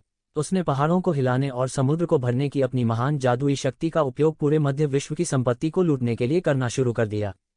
येजिवेन की वर्तमान ताकत के साथ वह जैसे ही बाहर पहुंचता है, सितारों और चंद्रमा को पकड़ सकता है और अनगिनत धन को जब्त कर सकता है। हालांकि फिर भी इस जगह को कम समय में खाली करना मुश्किल है। केंद्रीय दुनिया का धन वास्तव में भयावह है। केंद्रीय दुनिया के कई विशेषज्ञ अपने दांत पीस रहे हैं और येशिवेन को देख रहे हैं। उन्हें उम्मीद है कि वह अपना सारा सामान नहीं हटाएगा और जल्दी से चला जाएगा। साथ ही उन्हें उम्मीद है कि वह आगे बढ़ना जारी रख सकते हैं। इस तरह वे तियानजू के अन्य विशेषज्ञों से टकराएंगे जो विश्व युद्ध के प्रकोप के बाद उनका समर्थन करने और उन्हें मारने के लिए आए थे। इस तरह उनकी केंद्रीय दुनिया थोड़ी शांत हो सकती है। लड़ाई इतनी दमनकारी थी कि वे एक समय के अंतर के लिए पूरी तरह से पिघल गए, जबकि कोई ताओवादी रक्षक नहीं था। इसके विपरीत यदि उनके हाथों में ताओवादी हथियार होते तो उनका मानना कि येशिवेन कभी भी इतना अनियंत्रित होने की हिम्मत नहीं करेंगे। येशिवेन ने जल्द ही महसूस किया कि चाहे वह कितनी भी तेजी से पकड़ ले, उसके पास केंद्रीय बड़ी दुनिया के सभी खजानों को स्थानांतरित करने का समय नहीं हो सकता है। तो उसने बस कुछ नहीं किया, सीधे राक्षस ध्वज को फेंक दिया और अचानक अनगिनत राक्षस राजा बाहर आ गए। अंतहीन दानव कबीले की सेना भी लूटपाट की श्रेणी में शामिल हो गई, जिसने निस्संदेह लूटपाट की गति को बहुत तेज कर दिया, लगभग नग्न आंखों को दिखाई देने वाली गति पर। और इस समय येशिवेन को राहत मिली, सीधे 2 पृथ्वी हिलाने वाली सामग्री की ओर। उन्होंने उस दुनिया का नेतृत्व किया जहां शेनहुआंगजिन को हिरासत में लिया गया था और शेनहुआंगजिन को हिरासत में लेने वाले धर्म के ढांचे को सीधे तोड़ दिया। बीप एक लंबे मंत्र के साथ दिव्य फीनिक्स गोल्ड एक अमर फीनिक्स में बदलने वाला था और अपने पंखों को फड़फड़ाता हुआ और ऊंची उड़ान भरते हुए उड़ जाने वाला था। आकाश रंगीन देवताओं से भरा है। ऊपर आते ही इसमें अद्भुत शक्ति आ जाती है। बंधन न होने के बाद यह अचानक मौके पर ही आसमान को फाड़ देता है। शून्य से बचो, जाना चाहते हो, मेरे साथ रहो, येशिवेन जोर से चिल्लाए, अपना बड़ा हाथ बढ़ाया और अचानक उसे शेनहुआंग गोल्ड पर पकड़ लिया। डिवाइन फीनिक्स गोल्ड स्मार्ट लग रहा था। गुस्से में उसने सीधे परी की रोशनी को बुझा दिया और येशिवेन के बड़े हाथ पर हमला कर दिया। साधारण भावी सम्राट भी इस तरह के हमले का सामना नहीं कर सकते थे, लेकिन येशिवेन ने इसे नजरअंदाज कर दिया और शेनहुआंगजिन को मौके पर ही पकड़ लिया। बूम! हिंसक विस्फोटों की एक श्रृंखला के बाद अमर फीनिक्स सोने में बदल गया, येशिवेन के हाथों में पकड़ा गया। उसने कितना भी संघर्ष किया, वह बेकार था। यह येशिवेन का विरोधी बिल्कुल भी नहीं था। यह फटता रहा, लेकिन इसे चोट नहीं पहुंच सकी। कभी कभी येशिवेन हल्के लबादे से सुरक्षित रहती थी। थोड़ी देर बाद परी फीनिक्स पर एक बड़ी मुहर दिखाई दी, जिसने परी फीनिक्स को पूरी तरह से सील कर दिया। येशिवेन ने भी राहत की सांस ली। डिवाइन फीनिक्स गोल्ड जितना उसने सोचा था उससे डील करना कहीं ज्यादा मुश्किल था। वह देख सकता था कि दिव्य फीनिक्स गोल्ड द्वारा पैदा की गई बुद्धि आकार लेने वाली थी। यदि यह केंद्रीय स्वर्गीय सम्राट द्वारा खोजा और पकड़ा नहीं गया होता तो मुझे डर है कि यह बुद्धि के वास्तविक निर्माण से दूर नहीं होता। हालांकि इसकी तुलना फैंगजू के साथ आने वाले विशाल दैवीय फीनिक्स गोल्ड से नहीं की जा सकती है। एक बार जब इस तरह की शीर्ष दिव्य सामग्री को सफलतापूर्वक ज्ञान में बदल दिया जाता है तो यह जन्म की शुरुआत में उन तथाकथित प्रतिभाओं की तुलना में बहुत बेहतर नहीं होगा। एक बार जन्म लेने के बाद यह एक ईश्वर है जो ताओवाद का प्रचार करता है। इसकी खेती भविष्य में छलांग और सीमा से आगे बढ़ेगी। यह लंबे समय से पहले नहीं होगा जब इसे अर्ध सम्राट के रूप में पदोन्नत किया जा सकता है, और भले ही यह भविष्य में सम्राट नहीं बन सके, सम्राट के अधीन सबसे मजबूत में से एक भी बन जाएगा। कहा जा सकता है कि इनका जीवन शानदार रहने वाला है। जिन्होंने कभी सोचा था कि वे स्वर्ग के केंद्रीय सम्राट द्वारा पाए गए थे और अब येशिवेन के हाथों में पड़ गए हैं, लेकिन यह भी कोई रास्ता नहीं है। इन अजीब लोगों के लिए खुद ताओ को पाना बहुत मुश्किल है, क्योंकि उनका शुरुआती बिंदु बहुत ऊंचा है और लाओ तियान भी गोरा है। शुरुआती बिंदु इतना ऊंचा है और उनकी पीड़ा स्वाभाविक रूप से सामान्य लोगों से कहीं अधिक है। यदि कोई समय वस्त्र नहीं था तो येशिवेन ने खुद से पूछा, वह दिव्य फीनिक्स सोने के इस टुकड़े को पकड़ सकता है, लेकिन इसमें बहुत समय लगेगा। मुझे डर है कि वह वास्तव में स्वर्गीय परिवार के उन स्वामियों से टकरा जाएगा, और यदि वह चाहता तो दूर नहीं जा सकता था। अब टाइम रोप की मदद से सब कुछ बहुत आसान हो गया है। दिव्य फीनिक्स सोना स्वीकार करने के बाद येशिवेन विश्व बीज के लिए दौड़ पड़े। इस विश्व बीज को अनगिनत कानून जंजीरों द्वारा सीधे अराजकता में बंद कर दिया गया था। केंद्रीय स्वर्गीय सम्राट ने इस विश्व बीज के लिए जल्दी ही पर्याप्त स्थान की भविष्यवाणी की थी। जब तक एक दिन यह विश्व बीज जड़ पकड़ेगा और अंकुरित होगा, यह जल्द ही बड़ा हो जाएगा। मध्य दुनिया के कई विशेषज्ञों ने इस दृश्य को देखा और उनका खून और आंसू रुकने वाले थे। यह उनके केंद्रीय स्वर्गीय सम्राट द्वारा छोड़ी गई सर्वोच्च दिव्य सामग्री थी। वे सप्ताह के दिनों में इसका इस्तेमाल नहीं करते थे। अब वे वास्तव में येशिवेन के हाथों में पड़ गए और दुश्मन का फायदा उठाया। भगवान उसकी आंखें क्यों नहीं खोलते? तुम इस आदमी को जोर से गड़गड़ाहट से क्यों नहीं मार देते? कई लोग गुस्से से दहाड़े। उन्होंने बस महसूस किया कि परमेश्वर बहुत अनुचित था। अतीत में अन्य लोग सोचते थे कि उनका तियानजू पूरी तरह से अनुचित और अनुचित बग के रूप में अस्तित्व में है, लेकिन अब यह अलग है। उनकी तुलना में येशिवेन परमेश्वर के अपने बेटे की तरह अधिक है। उन्हें तियानजू के नाम से जाना जाता है, लेकिन वे सिर्फ नाजायज़ बच्चों की तरह महसूस करते हैं। जब ये ज़िवेन ने दुनिया के बीज को बंद करने वाले कानून की श्रृंखला को तोड़ा, तो पूरी दुनिया के बीज ने रंगीन रोशनी बिखेरी और एवेन्यू की लहरें स्पष्ट हो गईं। विश्व बीज अराजकता में छिपा था और अराजकता में गायब हो जाएगा। यदि आप उसे भविष्य में अनगिनत वर्षों में अराजकता में भाग जाने देते हैं, तो शायद आप वास्तव में स्थान की दुनिया में बड़े हो जाएंगे। हालांकि ये ज़िवेन पहले से ही तैयार थे। वह कैसे बच सकता था? ये ज़िवेन ने अचानक इसे अपने बड़े हाथ से पकड़ लिया, समय की अनगिनत ताकतों को इसमें जोड़ दिया और फिर इसे सीधे विश्व बीज की ओर पकड़ लिया। समय की अनगिनत ताकतों ने एक विशाल पिंग पंखा बनाया, जिसने अचानक दुनिया के बीजों को उसमें बंद कर दिया। इस दौरान लोगों के शीशे टूट गए। दुनिया के बीजों पर समय की एक अद्भुत शक्ति फूट पड़ी, एक ऊर्जा सदमे की लहर की तरह। ये ज़िवेन के समय के बल को तोड़ते हुए बाहर निकल गई और अराजकता में बचने के लिए एक और भयानक रोशनी में। हालांकि दुनिया के बीज अभी तक लॉन्च नहीं हुए हैं, लेकिन पहले से ही एक विश्व इच्छा शक्ति है। यह सभी दुनियाओं में मौजूद रहेगा और बढ़ता रहेगा और दुनिया के विकास के साथ अधिक से अधिक शक्तिशाली होता जाएगा। संसार जितना शक्तिशाली है, उसकी इच्छा शक्ति उतनी ही प्रबल है। जिसे आमतौर पर स्वर्ग का मार्ग कहा जाता है, उसका उल्लंघन करने की अनुमति नहीं है। अब यह सिर्फ विश्व का बीज है। हालांकि यह इच्छाशक्ति कमजोर है, यह पैदा हो चुकी है और फिर से कब्जा करने के लिए बिल्कुल तैयार नहीं है। हालांकि एक शिवेन थोड़ा हैरान थी, सौभाग्य से उसकी प्रतिक्रिया भी बहुत तेज थी। वह सीधे बाहर चला गया और अराजकता में चला गया। समय की शक्ति के फटने से समय बागे पर टूट पड़ा, जिसने अचानक अराजकता, दुनिया और दुनिया के बीजों को ठीक कर दिया। अराजकता में कोई स्थान और समय नहीं है, वह अराजकता है और कुछ भी मौजूद नहीं है। हालांकि अंतरिक्ष और समय के बनने के बाद एक मूलभूत ब्रह्मांड का निर्माण होगा, अन्य नियमों का जन्म होगा और एक विशाल ब्रह्मांड का निर्माण होगा। टाइम रोब उस अराजकता को भी धारण कर सकता है जो बिल्कुल मौजूद नहीं है। यह कल्पना की जा सकती है कि यह किस हद तक शक्तिशाली रहा है। यह केवल सम्राटों के लिए उपलब्ध एक साधन है जो अकल्पनीय है। ठीक होने के बाद ज़िवेन ने जल्दी से विश्व बीज को अपने हाथों में ले लिया और सीधे उसे दबा दिया। फिर ये ज़िवेन अंत में लौट आए। इस समय अनगिनत दानव परिवारों ने केंद्रीय बड़ी दुनिया के खजाने को लगभग स्थानांतरित कर दिया था, जो पहले से ही पूरी तरह से खाली हो चुका था। मध्य जगत के कई जानकारों के होंठ काटे हैं, लेकिन उन्हें रोकने की हिम्मत उनमें नहीं है। हालांकि ये ज़िवेन यहाँ नहीं है, फिर भी इन शैतानी सेनाओं को उकसाना आसान नहीं है और बहुत सारी हैं। ये ज़िवेन ने सीधे इन दानव परिवारों को राक्षस ध्वज में एकत्र किया और इन खजानों का सारा खजाना ये ज़िवेन के हाथों में आ गया। जाना ज़िवेन की आकृति सीधे तारों वाले आकाश की गहराई में गायब हो गई। ये ज़िवेन के लंबे समय तक गायब रहने के बाद आखिरकार पहली तेज सांस आ ही गई। यह अन्य तियानजू विशेषज्ञ थे जो समर्थन करने आए थे, लेकिन तब तक बहुत देर हो चुकी थी। मध्य जगत को ये ज़िवेन ने लूट लिया था। फिर एक के बाद एक कई शक्तिशाली सांसें आईं। लूटे गए खजाने को देखकर इन जानकारों ने हवा निकाल दी और जमकर डांट फटकार भी की, लेकिन कोई रास्ता नहीं सूझ रहा था। क्या आप वूशेन स्पेस में और अधिक रोमांचक रुझान जानना चाहते हैं? अब वेचट खोलें, ऊपर दाईं ओर जोड़ पर क्लिक करें, आधिकारिक खाते में मित्र जोड़ें चुनें, जॉनवेन वांग खोजें, आधिकारिक खाते पर ध्यान दें और हर अपडेट को कभी न चूकें।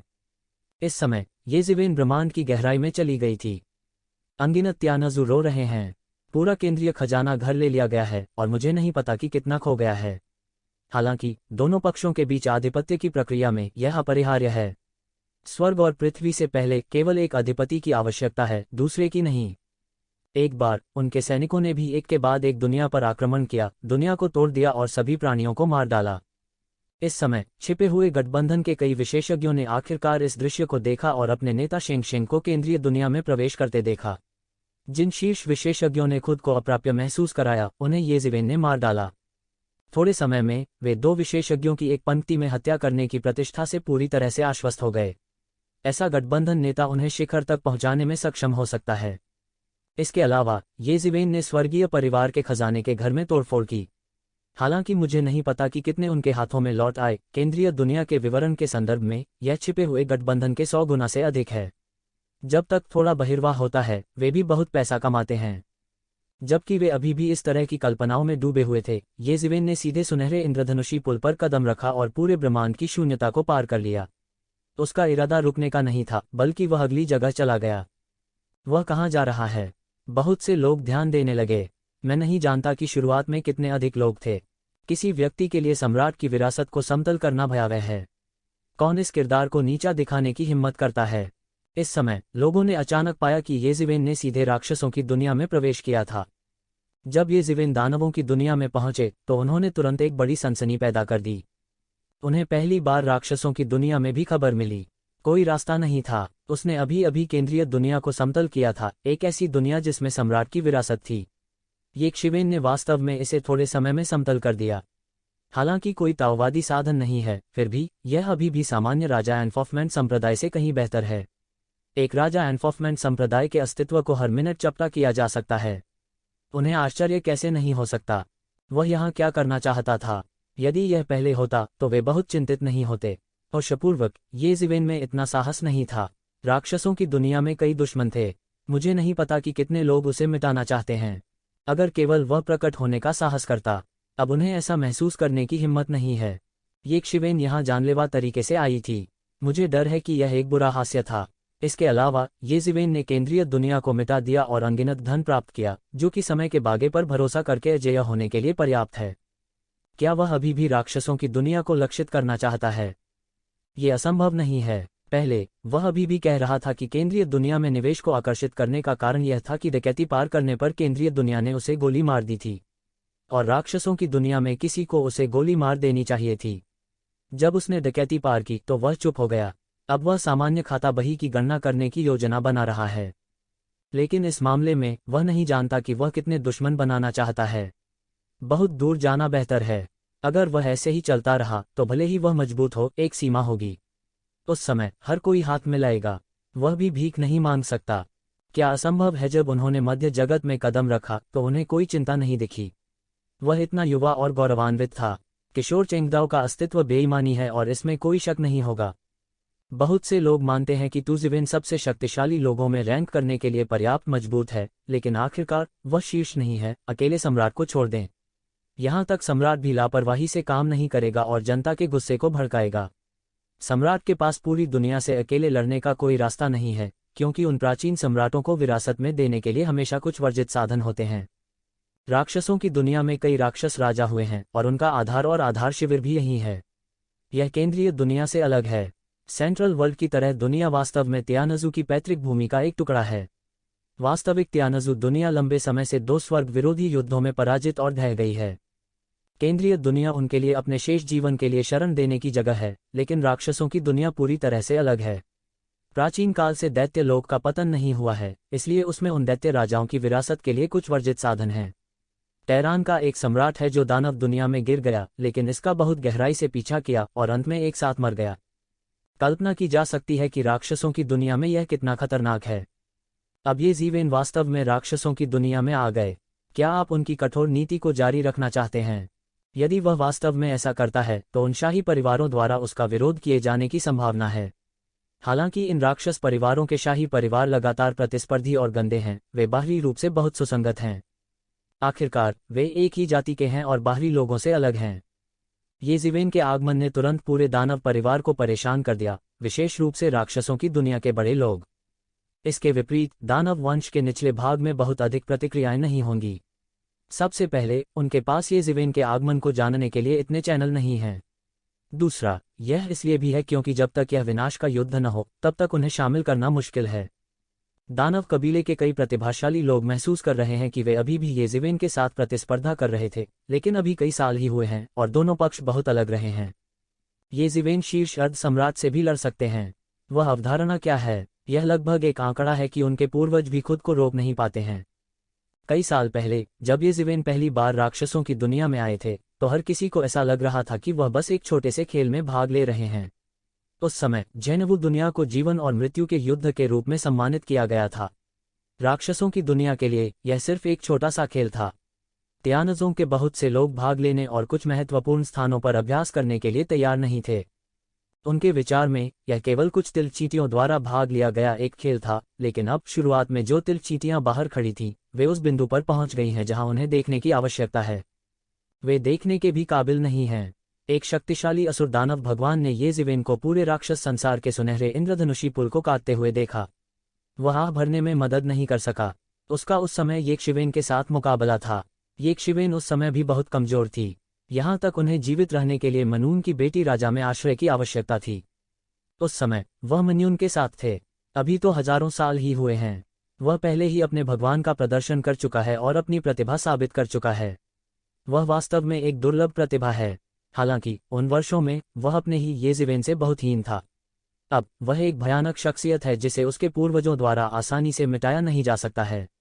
हजारों साल पहले कैसे सोच पाते थे, चमत्कार ही है कि ऐसा भी कोई दिन है। अपने साथियों की प्रतियोगिता में हालांकि वह हावी नहीं हुआ, वह पीछे नहीं गिरा और कभी भी बहुत पीछे नहीं रहा, लेकिन येज़िवेन एक ऐसी हस्ती थी जिसने पूरी दुनिया को पीछे छोड़ दिया। शायद वे उससे मुकाबला करने के काबिल ही नहीं हैं। येज़िवेन असली विरोधी वे लोग होने चाहिए जिन्होंने युगों पहले दुनिया को चौंका दिया था। वो महान लोग जो प्रतिभाशाली हैं और पूरे इतिहास को चमकाते हैं, वो नहीं। फॉलन एंजल परिवार के स्वर्ग संदूक पर शीर्ष पर एक ग्रे बालों वाला आदमी अपनी पीठ के बल खड़ा था। उसका सुंदर चेहरा थोड़ा उदास था। अरे, अभी तो कई साल ही हुए हैं। वह इतनी तेजी से कैसे बढ़ सकता है?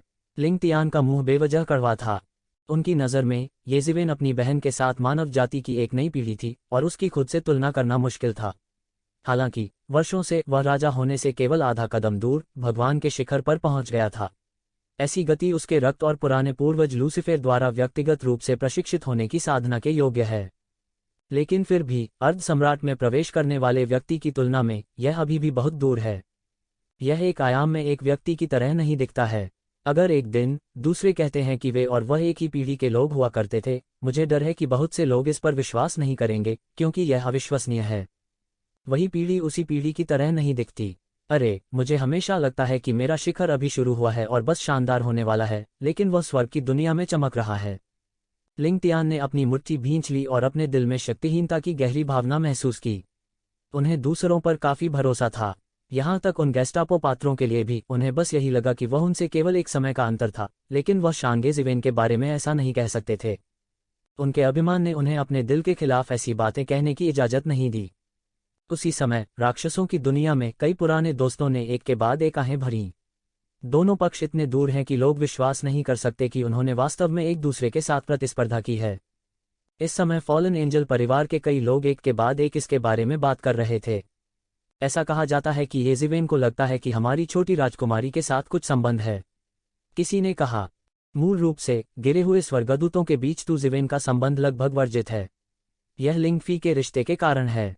हर किसी के दिलों में लिंगफी उनके दिल में छोटी राजकुमारी है और येज़िवेन एक गधे हैं जो अपनी राजकुमारी को भिगोना चाहते हैं, और वह वास्तव में एक विदेशी है, एक छोटा व्यक्ति जिसके पास कोई उत्कृष्ट रक्त नहीं है। यह लगभग समान है यदि वह सम्राट जी के परिवार या वुज़ोंग जैसे प्रमुख परिवार से आता है, लेकिन वह अभी भी एक अनजान छोटा आदमी है। अब उन्होंने पाया कि वह गलत था। अब येज़िवेन को अपनी ताकत स्थापित करने के लिए अपने जन्म पर भरोसा करने की आवश्यकता नहीं है। वह खुद किसी और का सहारा है, किसी और का बड़ा पेड़ और एक प्रमुख परिवार है। अब लोग केवल येज़िवेन के साथ संबंध बनाकर सम्मानित महसूस करेंगे। उसे हमारे पास आना चाहिए, कुछ पतित देवदूत अनुमान लगाते हैं।